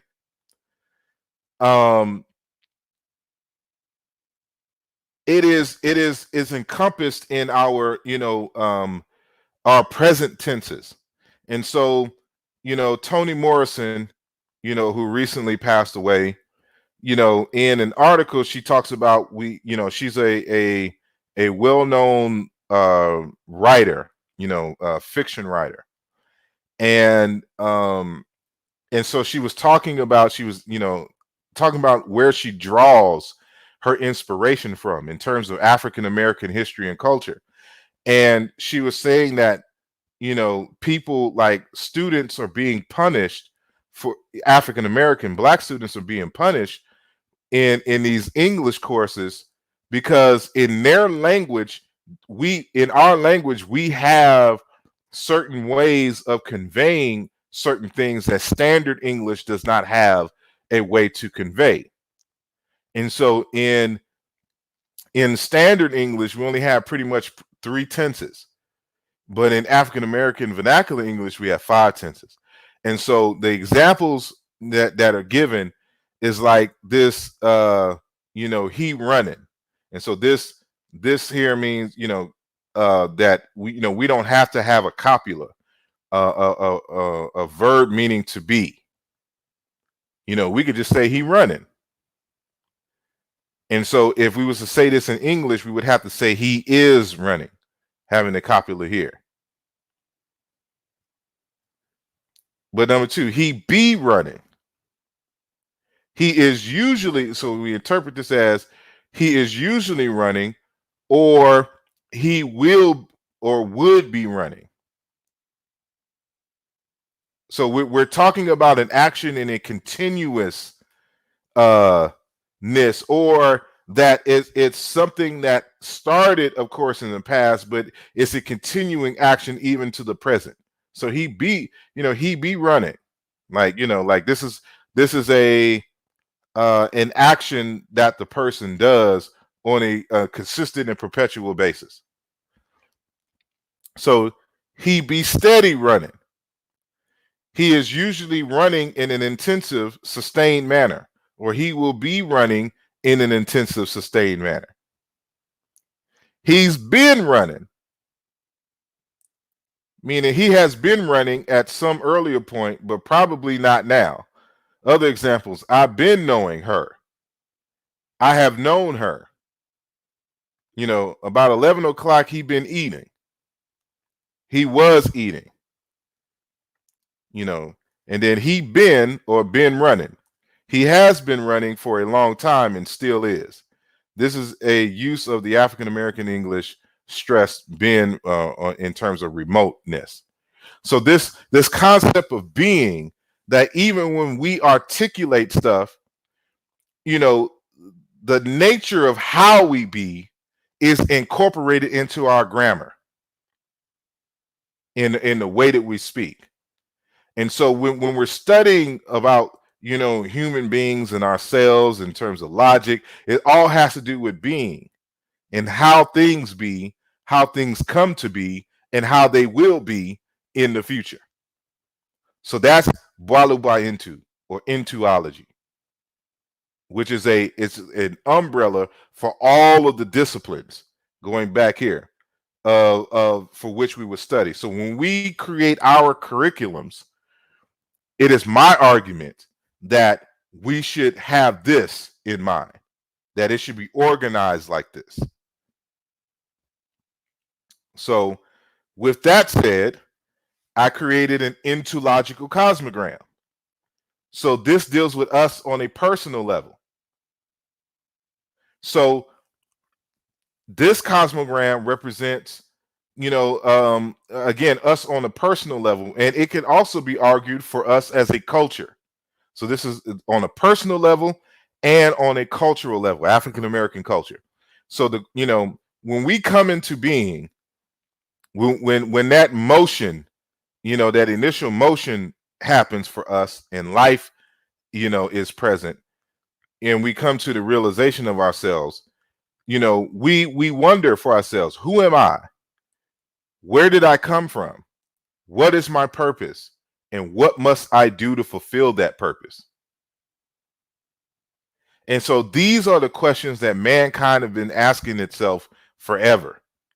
And we're no different. So every person should be asking themselves this: who am I?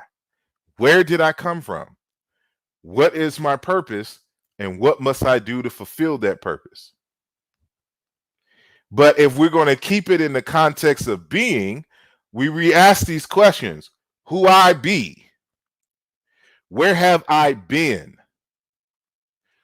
What am I becoming? And what must be done? And so on an individual level, we ask these questions. And then on a cultural level, we ask these questions. But you can also ask these on a research level if you're just doing research. So who am I, or who I be? Or what's this essential research question? Where did I come from? Where have I been? What's the historical aspects of the research question?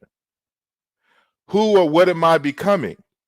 What is the future? What does the future behold as a result of this history and the subject in which we're studying? And then ultimately, what must I do to fulfill my purpose? What must be done? So for African people, again, we don't do anything just for the study, so we can pontificate and just have a conversation with folks. We're trying to solve problems. So what is the issue? What's the historical lead up? Given its trajectory, what can further happen? And so in order to solve the problem, what must be done?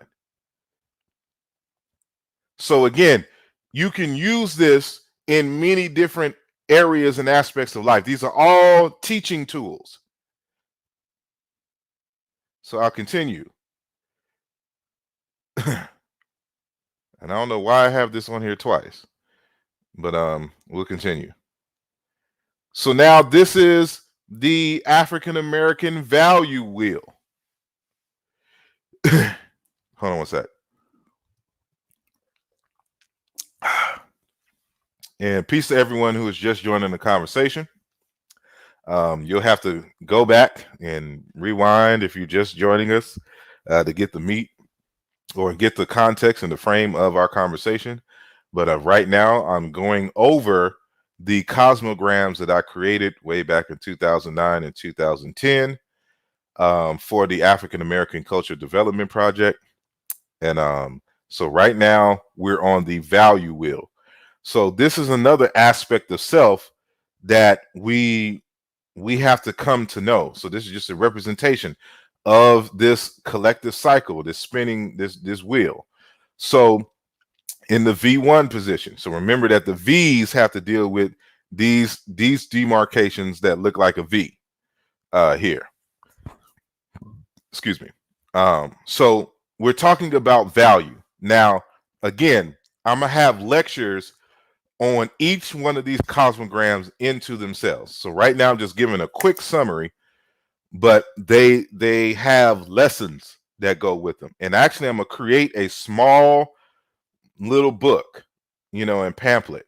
And so the physical book will cost you, if you want a physical representation, but I will have a PDF that everybody else can download for free.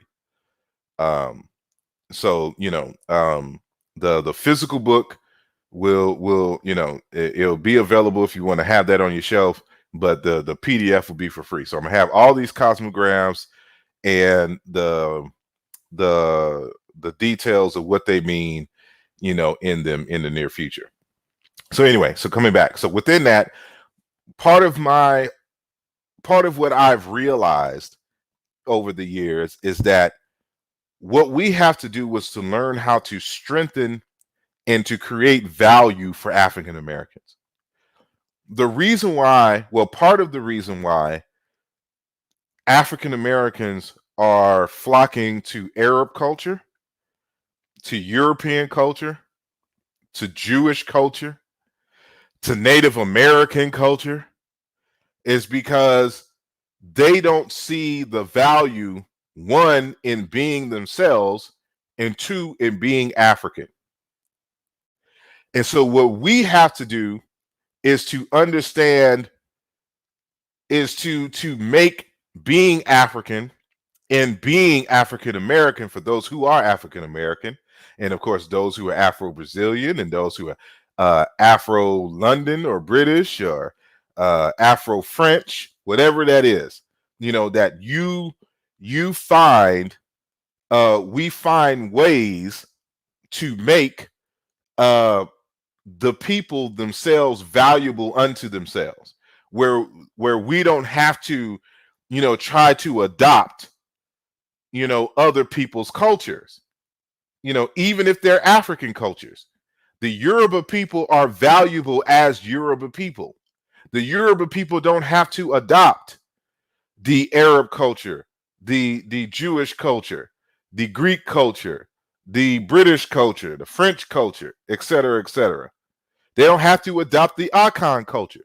They don't have to be Amazulus. They are valuable unto themselves as being Yoruba people. And the same thing with the Akan, the Ashantis. And the same thing with the Wolof. And the same thing with the Bakongo, the Baluba. The same thing with the Amazulu, the Eritrean, etc., etc. Everybody is valuable unto themselves. And you have to look at this again. We're always dealing with microcosm, meaning you yourself as an individual, as a person, to macrocosm, your family, your community, your culture.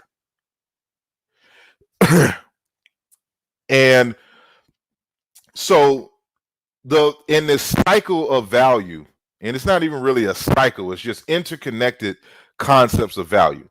So you have what we call intrinsic value, we have what we call accumulated value, we have social communal values, and then we have self-defined value.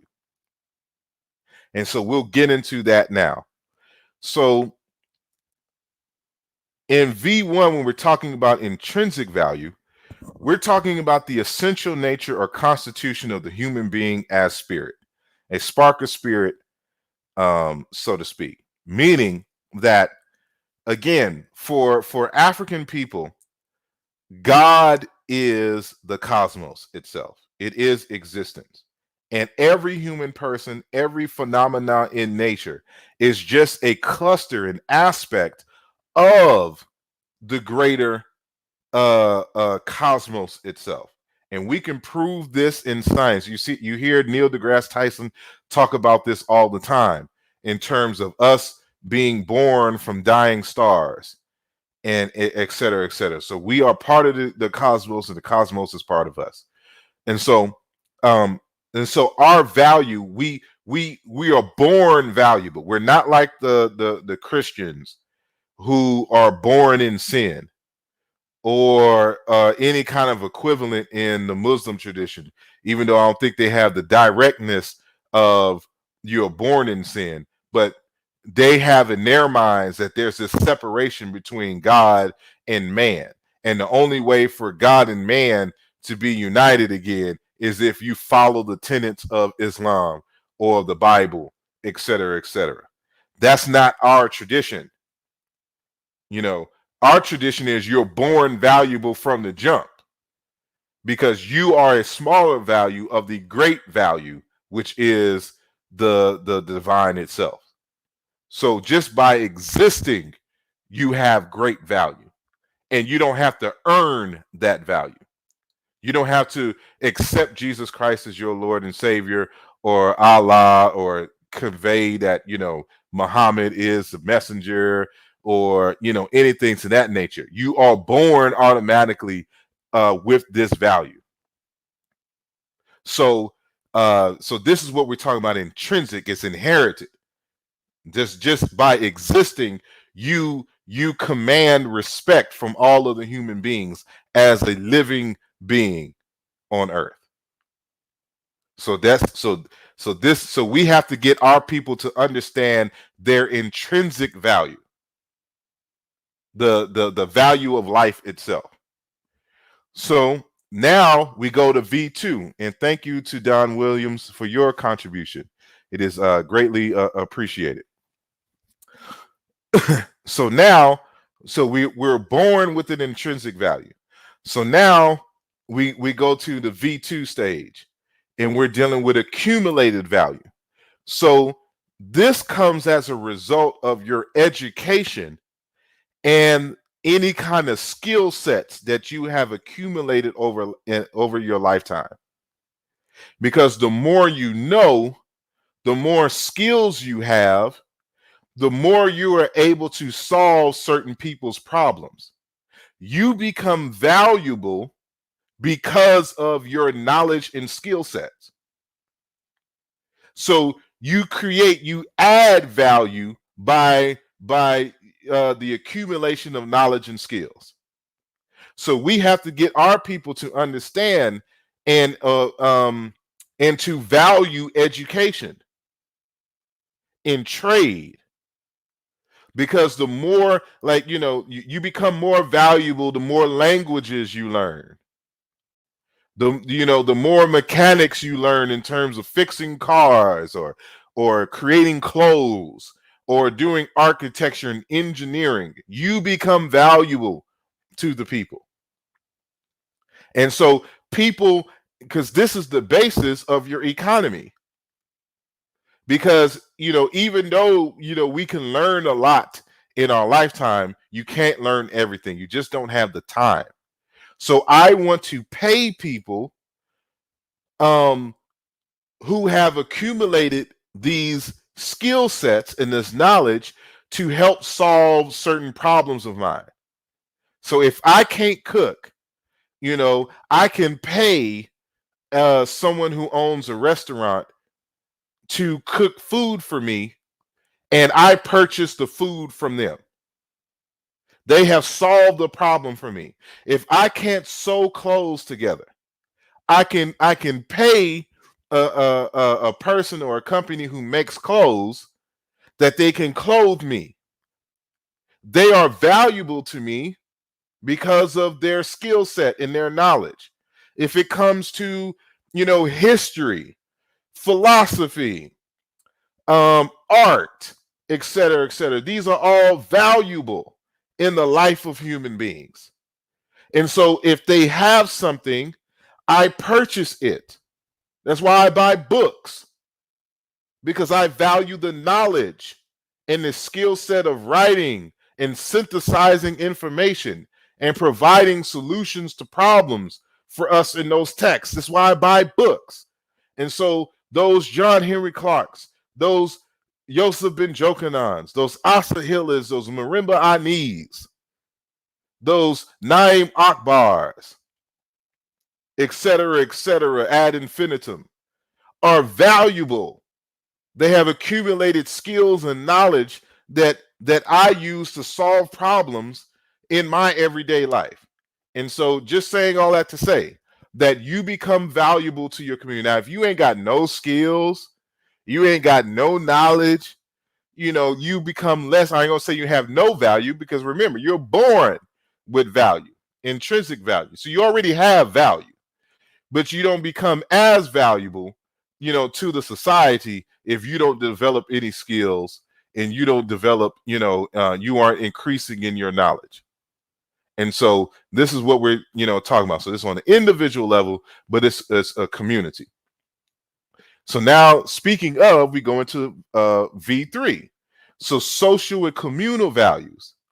So now it's not just about me as the individual. Now we're synthesizing the collective value of the community. And so the collective pool of knowledge and resources and values in terms of ethics. So remember, part of our culture is ethos. One of the principles of the 7 principles of culture is ethos. And so there's values in that. So, we're always representing an African American cosmological representations, a circle, because it's always this, and we have these lines from one end of the circle to the other, showing the interrelationship between these concepts. And so on an individual level, you have intrinsic value, and then the accumulated value of your individual self. But then when you put a whole bunch of people together in a community, then the community, the society, has a certain value. And so the society becomes a source of inspiration to solve certain problems.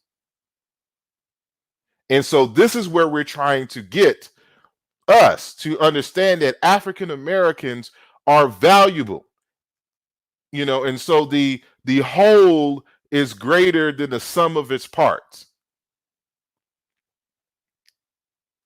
And so, but then you also have to have this self-defined. So now we're in V4. So we're in the self-defined values.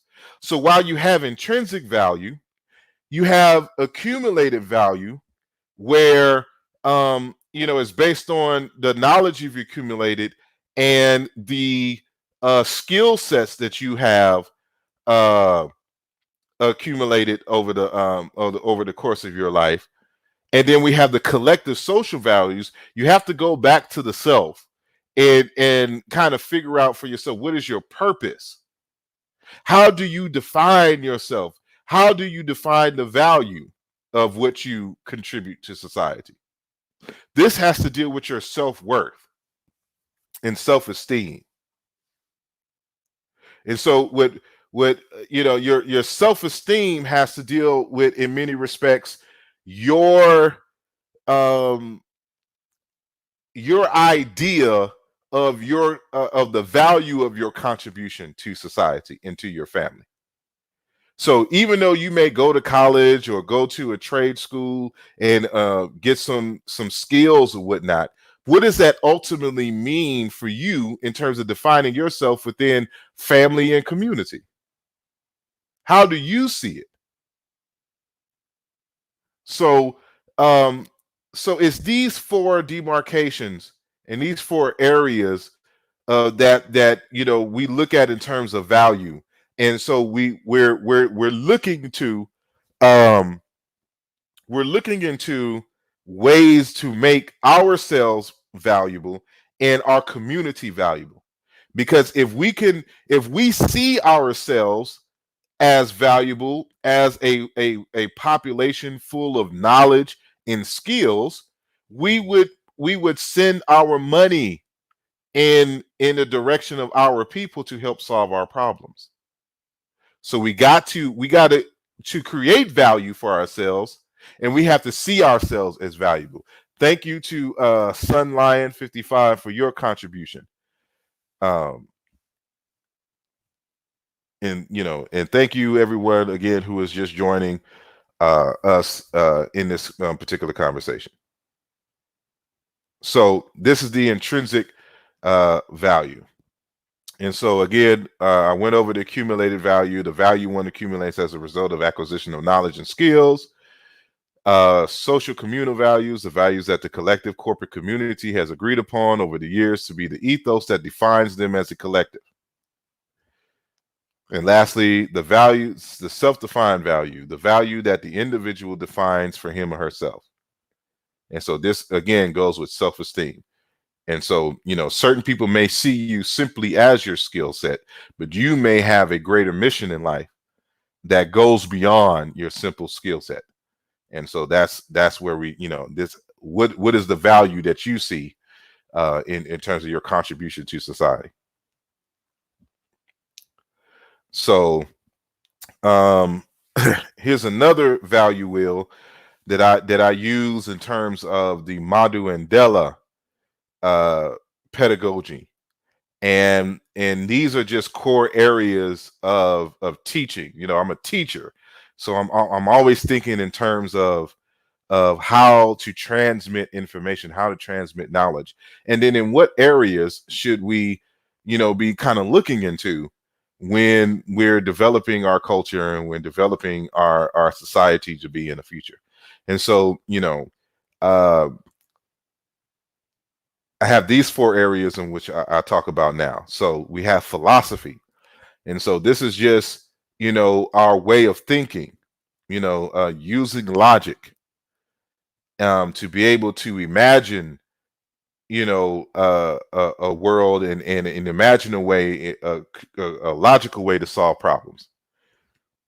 And so this is one study of one area in terms of African American pedagogy, which we must consider. And then, of course, V2 being science. And so we have to be more, as a collective, scientifically literate. And so we can't be afraid of science. And because science is the engine that drives an economy, and so, with philosophy, remember, science comes out of philosophy. And so there's a logical way to approach problem solving. And then science is the experimental aspect of all of this, where we are discovering the realities of life and finding and using that information from our experiments to solve certain problems in our lives daily. And then I have in V3 what I call art. It's spelled heart though. And so this is that emotional intelligence and the creative aspects of ourselves. So while philosophy is kind of all in the mind and logic and especially with science, that all has to be balanced with an artistic sense of self, and even in your society. So it's from the heart, from the seat of emotions and creativity that our society will be made whole. Because science just tells you what how reality is, but it's the arts that tells you how things could be. And so this is very important. And so, and then everything has to be tied with a sense of purpose. So as I said beforehand, especially in Afrocentricity and Africology, we don't do nothing on accident. We don't have a thing called knowledge for knowledge sake. All of this, philosophy, science, and art, must have some purpose in our individual lives and as for our society as a whole. So, the objective is to utilize all of these arts for a particular mission in life. And so I have here on the left, this isn't my cosmogram. I found this on the net, but I find this to be very fruitful in terms of, or very articulate in terms of this sense of purpose.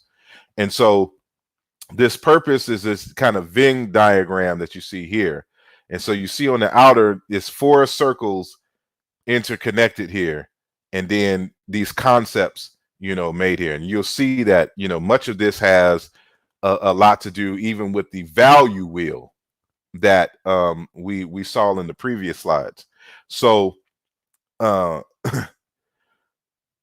this, what are you good at? Yeah, so this is more so on an individual level. What are you good at? So we're trying to define what your purpose is. So what are you good at? What you can be paid for? What the world needs? And what you love doing. So these are 4 separate circles. So when you interlace these circles, you see, the interplay between what you love doing and what you are good at in terms of your passion. And then what you are good at in terms of what you can be paid for is your profession. What you can be paid for and what the world needs is your vocation. And then what the world needs and what you love doing is your mission. And when you put your mission and your passion and your profession and vocation together based on these other four things, then you have the star in the center, which is your purpose. And so, all of these cosmograms tie in together in some way or another. And so, so I thought that would be good for our discussion here. And so, as I stated beforehand, even though these are circles, these are symbolic representations of human beings. And we will come to discover that this is very African in of itself. And so I have some citations here, because remember, these are circles, but these are also spirals. And so, we go to the Dogon of Mali again, and we see one of their cosmograph representations, and this is of a spiral. It's a representation of this kind of spiral. You see from the smallest, these lines getting bigger and bigger and bigger. It's kind of unwinding itself. And so the concept of unwinding is called bibile, which is metamorphosis. This term here is a partial reduplication in the Dogon language, and it is cognate with the word keper. So the per part in keper is this bile. The k in keper in ancient Kemet is a prefix, but this is a partial reduplication of the root of the word per in keper. And so this is a representation of the concept of keper in the Dogon, without necessarily, they use the beetle, they use this sign here. And so from the pale fox, it says, man from spiral in terms of evolution. As Griole and D'Erteline inform us, it is said inside the Po, which is the symbol of the smallest, which is like a seed or whatnot, is an even smaller thing, which is called life. Life developed at the same time as its means of support, made of the blended elements. So remember, though, that element of will that we saw of earth, air, fire, and water coming from the Dogon, that's what they're talking about here. This development worked on the principle of motion, of into. Remember that the concept of being in African tradition has to deal with motion, existence. So this development worked on the principle of a motion turning in a conical spiral, as we saw in the other diagrams. It is said when life increases, it increases by whirling, which is a repetition of Amma's first act, because that imitates how Amma came out of the egg of the world. And so, all throughout the text, you'll see that this is also representative of man and his life. But, so now I think this is still Mali. This is kind of like Mali and Niger, where the Fulani and Bambara people live. In this section of the world where the late Amadou Hambatiba, lived. And in this text, and this is part of a larger conversation that I had in some other slides. So the title of the text is in the other slide, because it's probably part 2 of the slide. And so he says he's giving the Fulani and Bambara worldview in this discussion.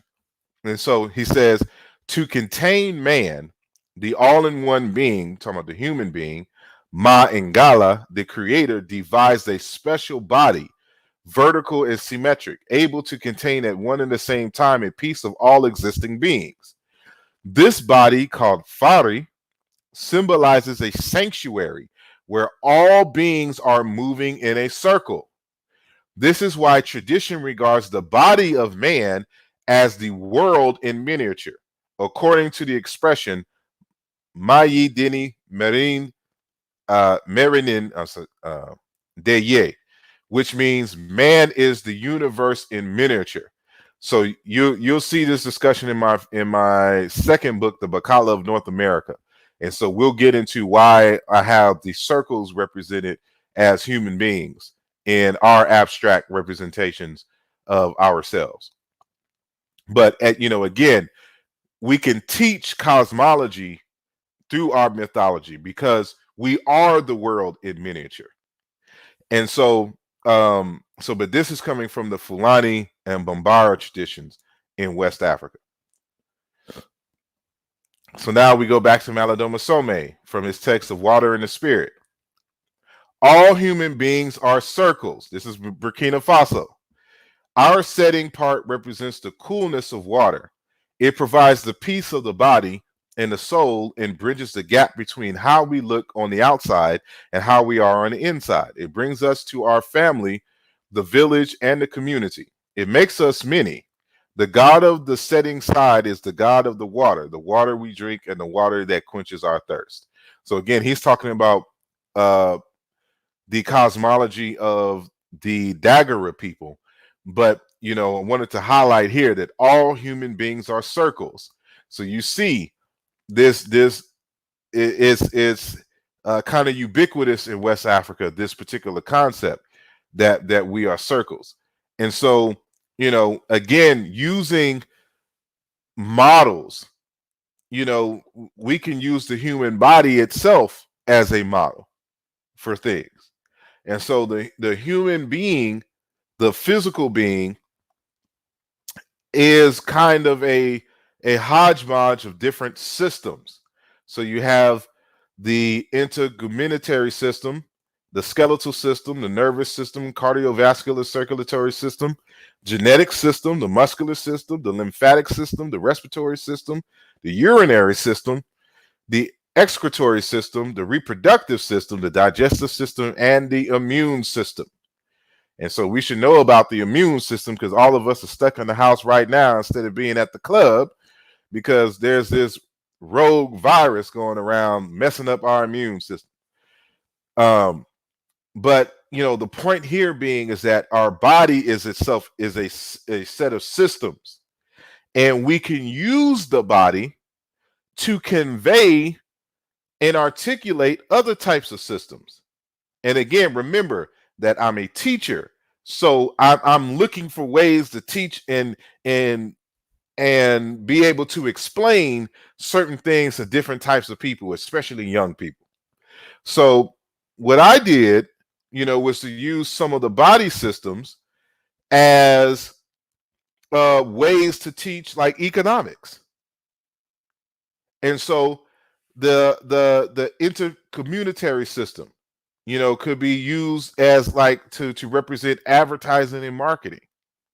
The skeletal system, the constitution of the business model that we have, because your business model is the frame for your business. It's the structure of it all. Your nervous system is a system of communications because that's what your nerves do. It communicates to the brain back and forth, what is going on in the world. It is your way to communicate with the self of how your body is being in the environment in which it is in. So if we want to talk in terms of business and economics, we can use the nervous system as a model for teaching communication and communication skills.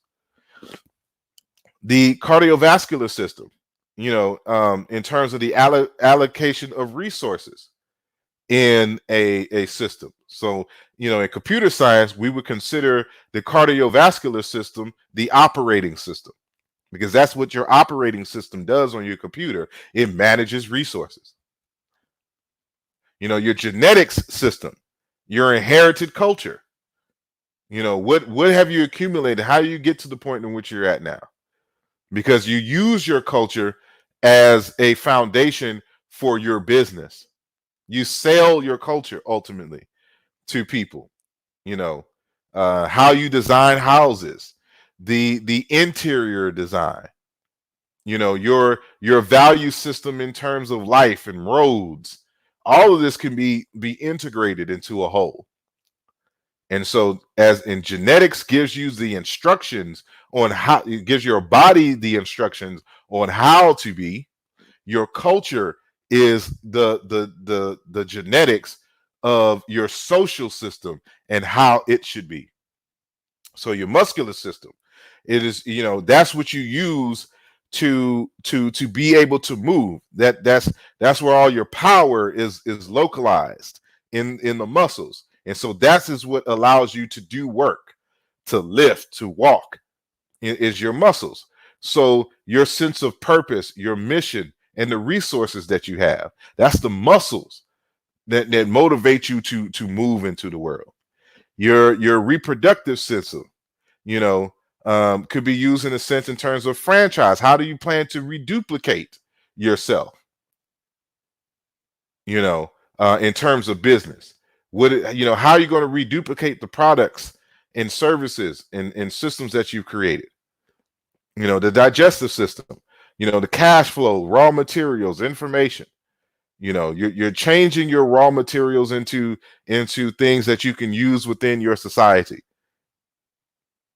And so that's the digestive system, the system of taking those raw materials and making them into products and selling them, to people across the world.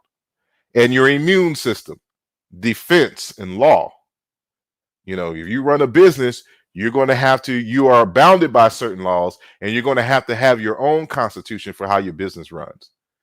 It is a form of defense. And even if we're talking about society itself, the immune system is your defense system. So your army, your military training, your martial arts training, your cybersecurity, et cetera, et cetera.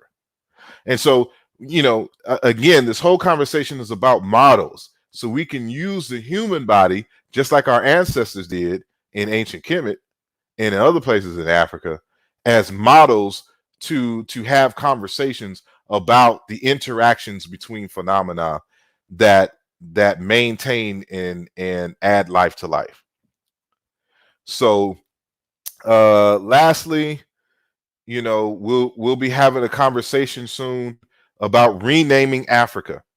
And I've come up with the name Bukanda for Africa. And for those who have read or is reading Aluja Volume 2, Chapter 7 has to deal with the etymology of the word Kemet. And, if you read that text, you'll understand the word Kanda is cognate with the word Kemet. And, I even suggest in that text renaming Africa Bukanda, because the word Kanda is the most dominant variant of the word Kemet all across Africa for population centers. And so, it has some other underlying meanings, and this gives us an opportunity to name the continent ourselves and work towards this unified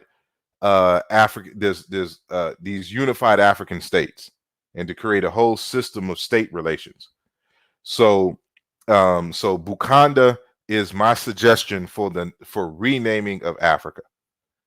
And so in future texts, I will call it Bukanda in terms of the land. When I talk about African ways of knowing and being, I will say Kikanda in terms of using these Bantu prefixes, so that and so as an individual you will be a Mukanda. And so when we talk about African people, we're talking about the Bakanda. the Africans. Mukanda, me being an African, in the individual sense. And so Bukanda is the place, is the prefix for place. So Bukanda. And so it is, I see someone in the chat who said, I hope that's not Black Panther. No, this is not Black. Well, yeah, well, that, if you look over here, like I made this graphic, that is Black Panther in the center. But the word Kanda itself, in terms of where they get Wakanda, those are actual African words in the root in various places across the continent of Africa. But yeah, because I made a T-shirt out of this, Bukanda, and so I made this. I gave the Black Panther mask. I put it in part of the part of the determinatives for ancient Egypt. So this is someone asked to explain the iconography. So these are hieroglyphs, Egyptian hieroglyphs.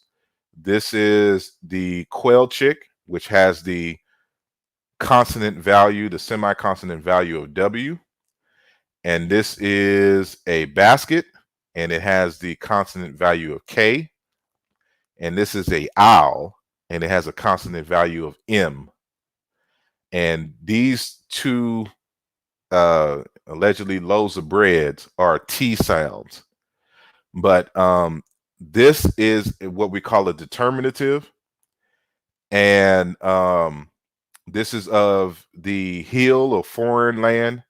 And of course, I just added this Black Panther mask just to be,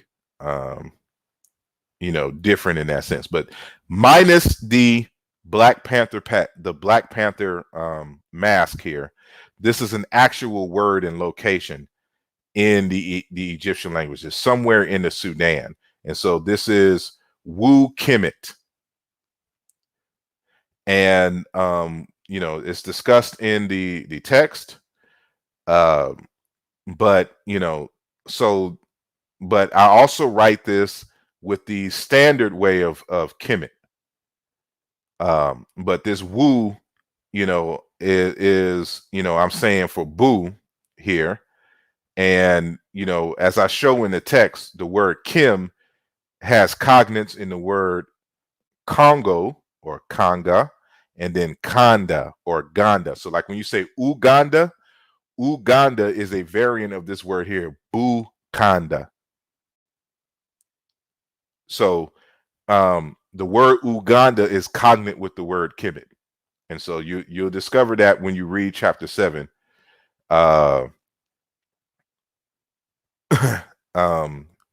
Someone says, I noticed Creator Mutual used Kanda multiple times.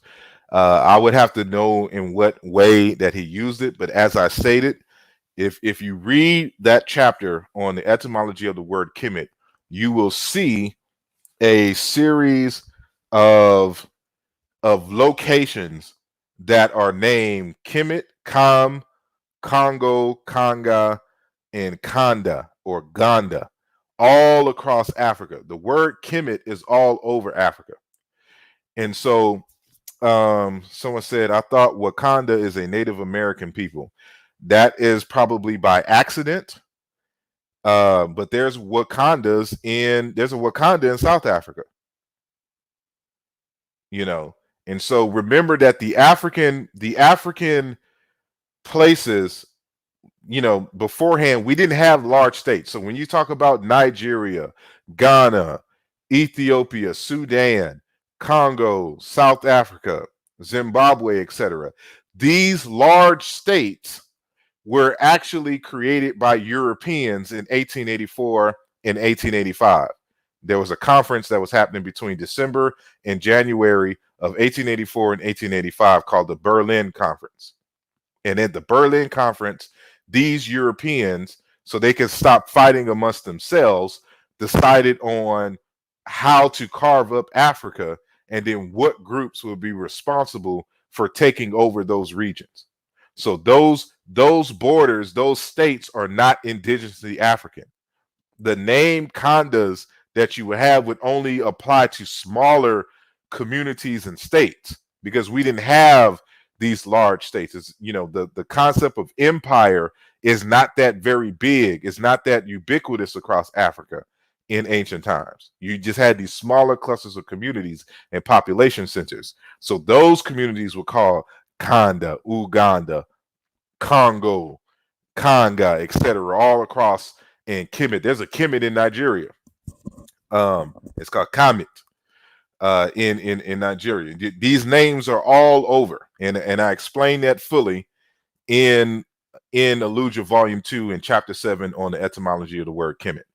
So you know, I write this, you know, using this font here, but Bukanda is the name that I'm suggesting that we adopt for the continent of Africa.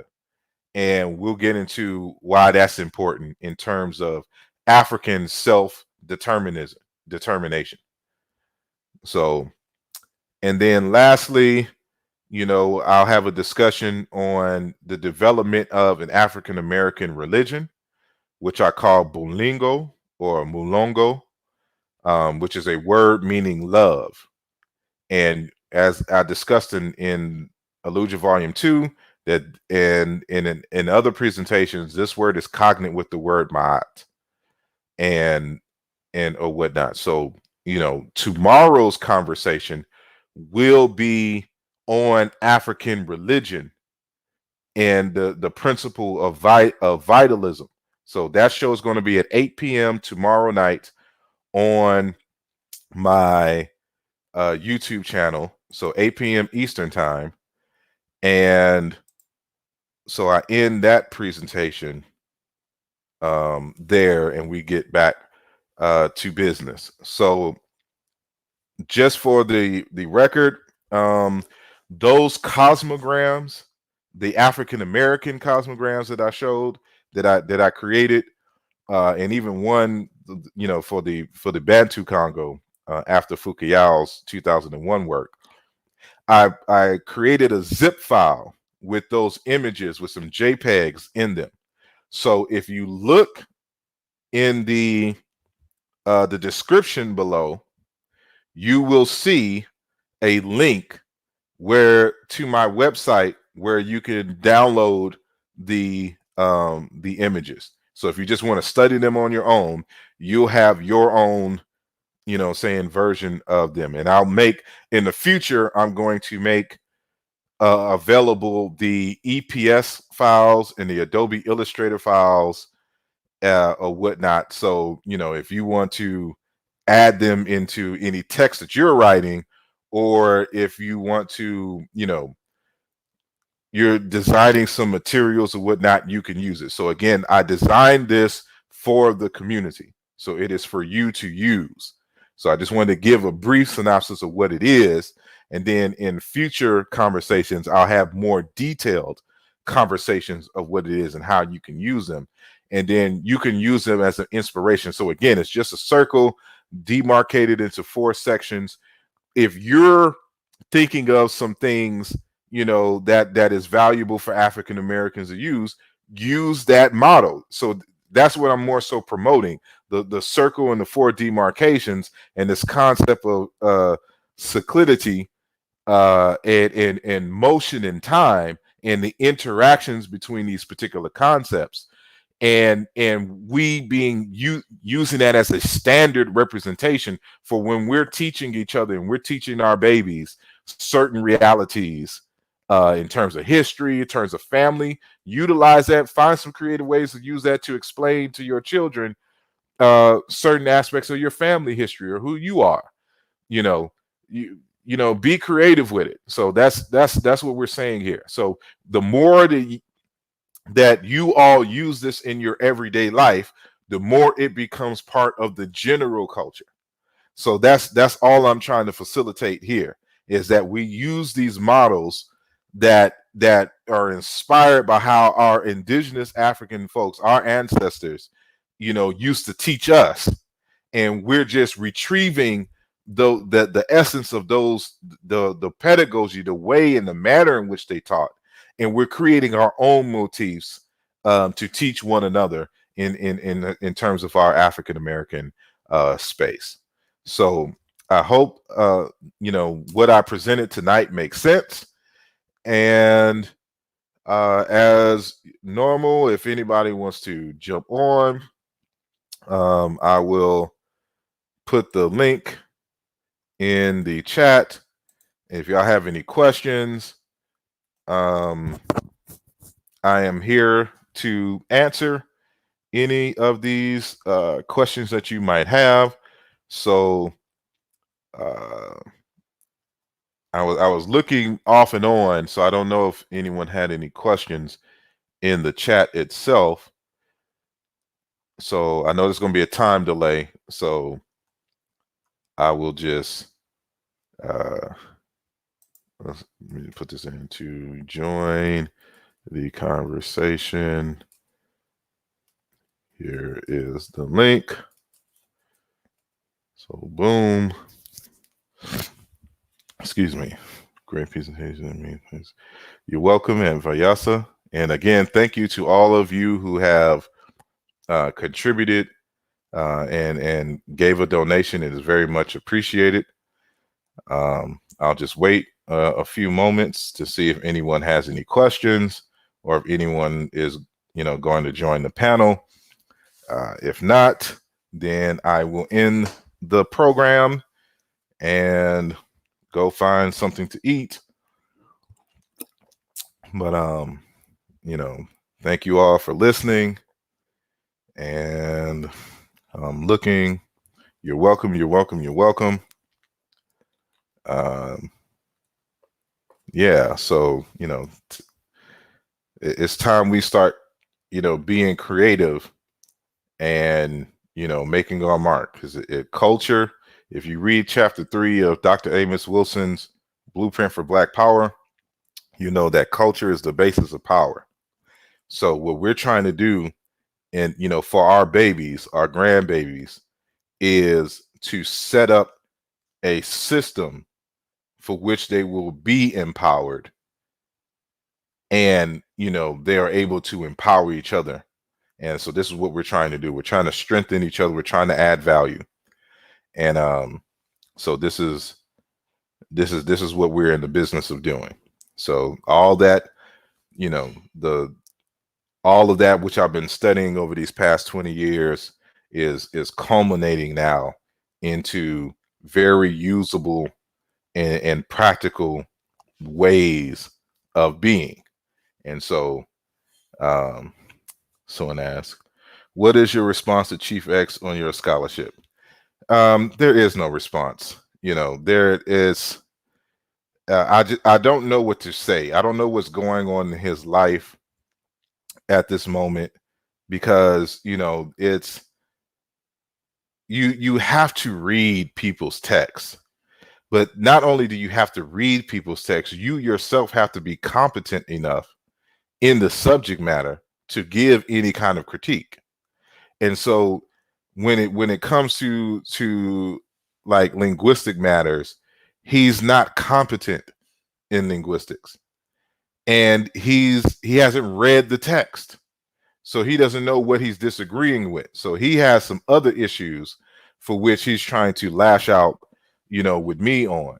And so even to the point where he does a whole video about me allegedly creating a Wikipedia page under a different name to discuss Negro Egyptian.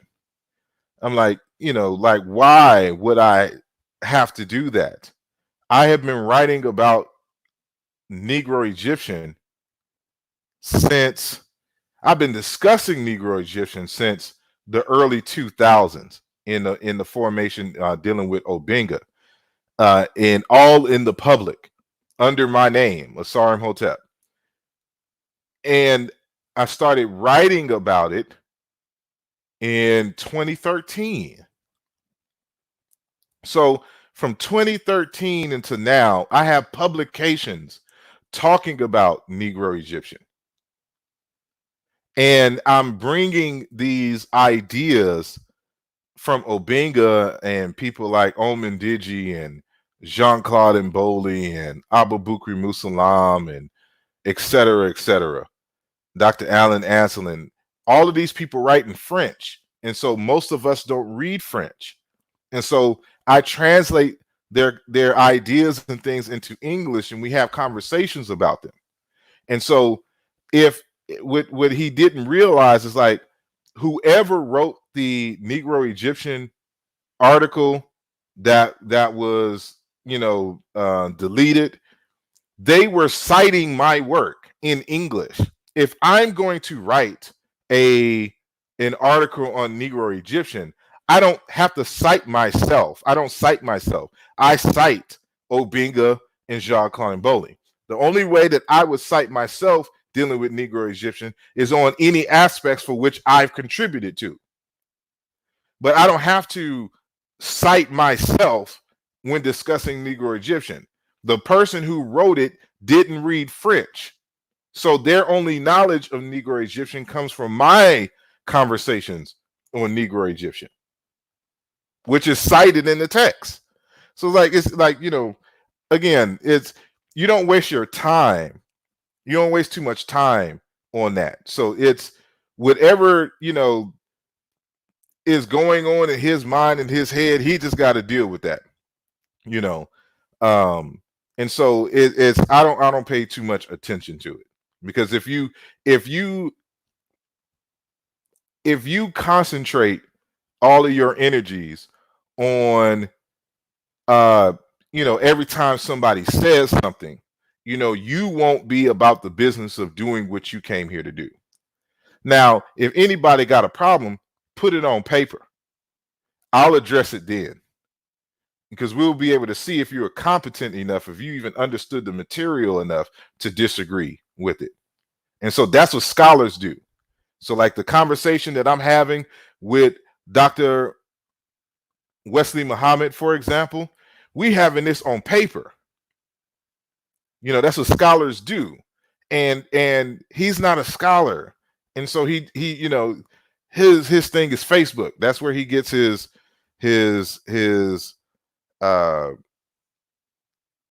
energy and momentum, because he doesn't know how to do scholar. He doesn't know how to study.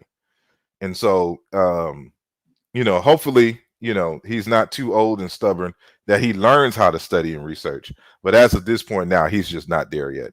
And it's plain. So like once he made that video, and you know, his proof that that I wrote it was that I used to be a Hebrew Israelite, and that the person went under the name Daniel Power of God. I just couldn't take him seriously at that point.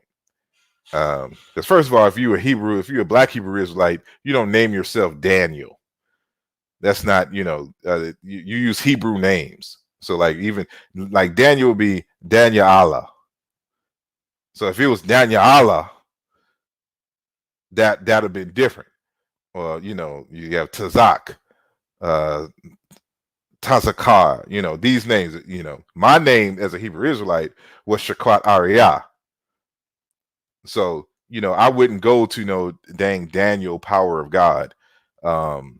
So it's just a testimony to his lack of scholarship and research.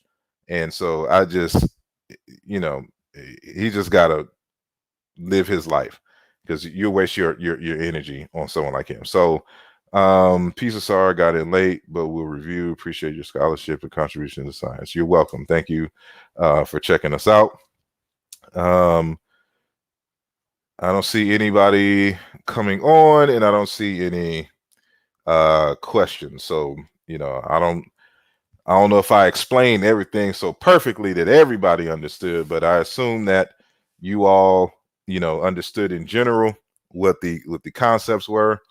And so again, I'm grateful for your attendance and for your listening ear. So again, the African American Cosmograms that I created, you can download them in a zip file at the link in the description. So it should be the first link. It should say Cosmogram download link. Click it, it'll take you to my website. You can just click download and you have them for yourself. So practice drawing them, you know, for yourself. Get on a chalkboard or get some paper and draw it yourself. And we'll go from there. So he said, why didn't accept your article, or did they?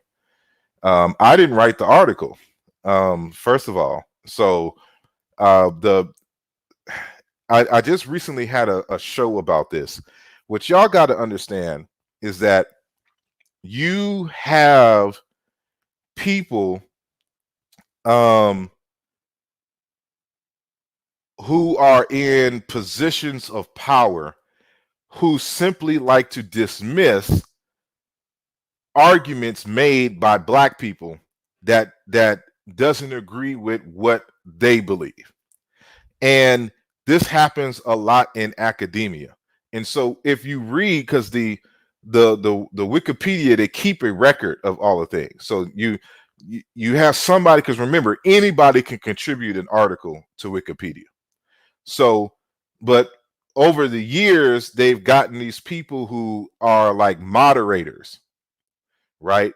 So these moderators will come in and try to examine the integrity of the article.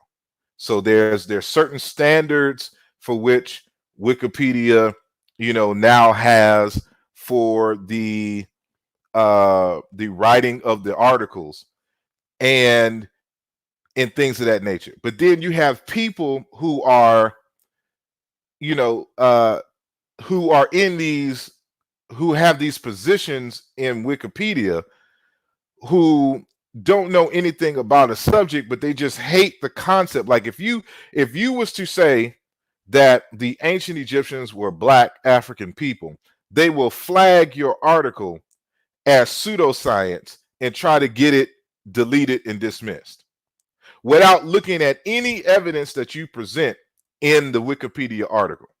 And this goes, it's the same thing for journal articles, like in a standard journal. There's just certain things that and they're usually almost always white people, will dismiss, without any kind of examination of the evidence whatsoever. And so, because they already have in their mind what they believe to be true. And so I had a whole show on this, giving as a case study an issue with Dr. Mubabinge Bilolo.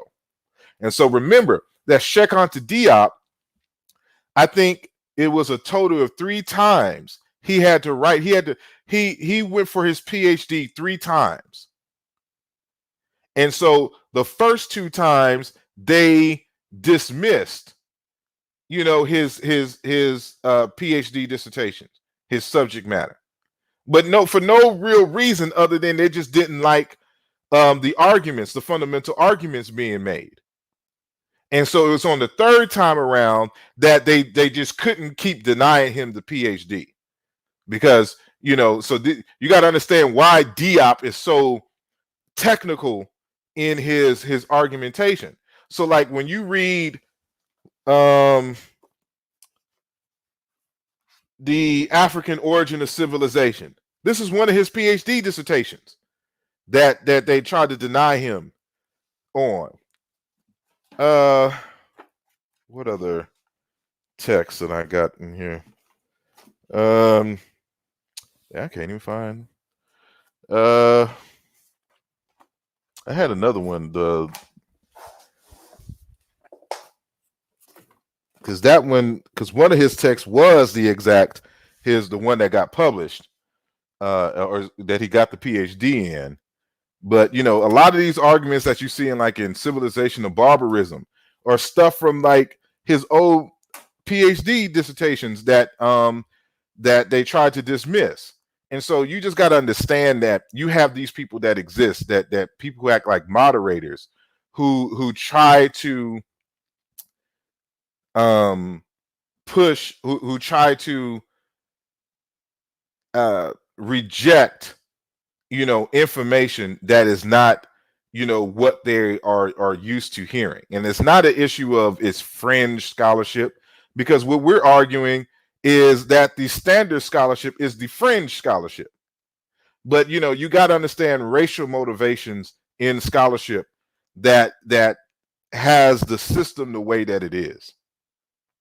And so thank you to Ramesu for your contribution. It is greatly appreciated. Excuse me. And so, understanding that, that's what it was. Because when you read, again, as I was saying, there's a record of the people arguing over the article in, as a record. So when you read the arguments, none of them read the material. And so they just saw Negro Egyptian and just said, "Oh, this is pseudoscience," and then flagged it to be put in for deletion, and they got it deleted. And so I'm going to be writing an article on Negro Egyptian, and hopefully it will be done by the summer for Wikipedia, and done in a way that you can't dismiss it. Because if I was in the back chat, they wouldn't have been able to make the arguments. Again, I didn't write the argument. Write the article. So this was like in 2019 when the person Daniel Power of God wrote the article. And so, but he couldn't answer any of the questions or really get into the science of it all, because this is obviously that's not his area of study. And so he didn't know what questions to challenge those folks who had an issue with it. So, because the first thing I would have said was, have you read the material? By what logic are you making these arguments? Because, and what he did put some of the linguistic arguments, because again, this is available knowledge. So remember, we had Jean-Claude Mboli on my YouTube channel, and he did 2 presentations on Negro Egyptian, and he made the Negro Egyptian slideshow available for the public, which I have on my website in the same kind of location that you will find the Cosmogram zip files. So it's been public. So that was 2015. And so, he used what was from that slideshow and put that in there. And so, I could have just used that and argued against them. And so if somebody would have been there who was familiar, one, with linguistics, historical linguistics, and 2, the essential arguments of the of Negro Egyptian and why, and the inner workings of that, they wouldn't have been able to get away with that. So I'm going to be writing, and you will see my name as the author of these things in terms of the back area, and we're going to get it up there. So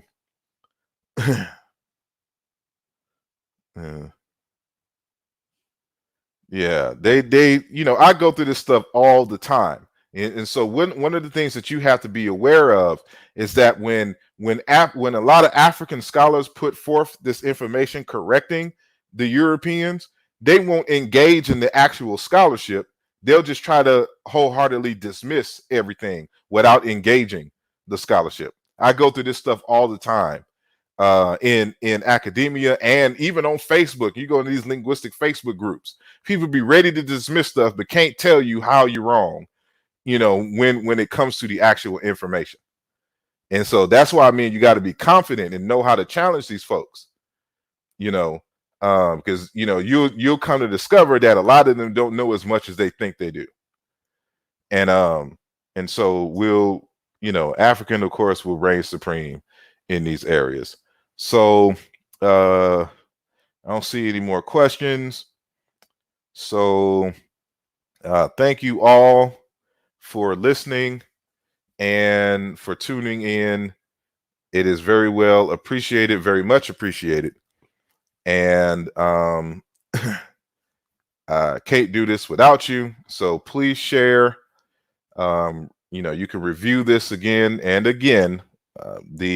In the description is a download link to the actual the cosmograms that I showed, for the African Americans. And so utilize them how you see fit in your own, and then create your own. So remember, it's just a teaching mechanism, it's just a teaching model. So once you kind of get a glimpse of how you can use it, then you'll be able to create your own and use that, in your own life in terms of teaching and trying to understand, reality. So these just models to mimic certain aspects and interrelations between phenomena. So join me tomorrow night again, and I will be talking about Kimoyo, which is African religion or Bukanda religion, and this principle of vitality. And so this will be very interesting and deep. And so we're gonna knock out and get us to understanding the principle, the fundamental of what African religion is. Because I ain't gonna say everybody, but a large group of us, even who are practitioners of African spiritual traditions, have it all wrong. And I think that, by putting together this synthesis, it will become clearer of what it is, and then, of course, again, how we can create our own system. So thank you all for listening. I hope that I hope that you have a safe weekend, and continue to contact your loved ones, make sure that they are right, especially your elders. If you can go out on their behalf to get stuff for them, I encourage you all to do so that they don't have to walk into these areas and potentially get the virus. So keep yourself covered if you can. Continue to wash your hands and your face, and y'all be safe out there. So I will see y'all tomorrow. Brother Kofi says, Asar, please school the rest of the squad on the video descriptions and titles. You have it right. I kind of know what you mean, but there's nothing I could do about others on their own platforms. But thank you for listening, good brother, and y'all be safe. Y'all have a good night, and I'll talk to you later on tomorrow. Peace. All right.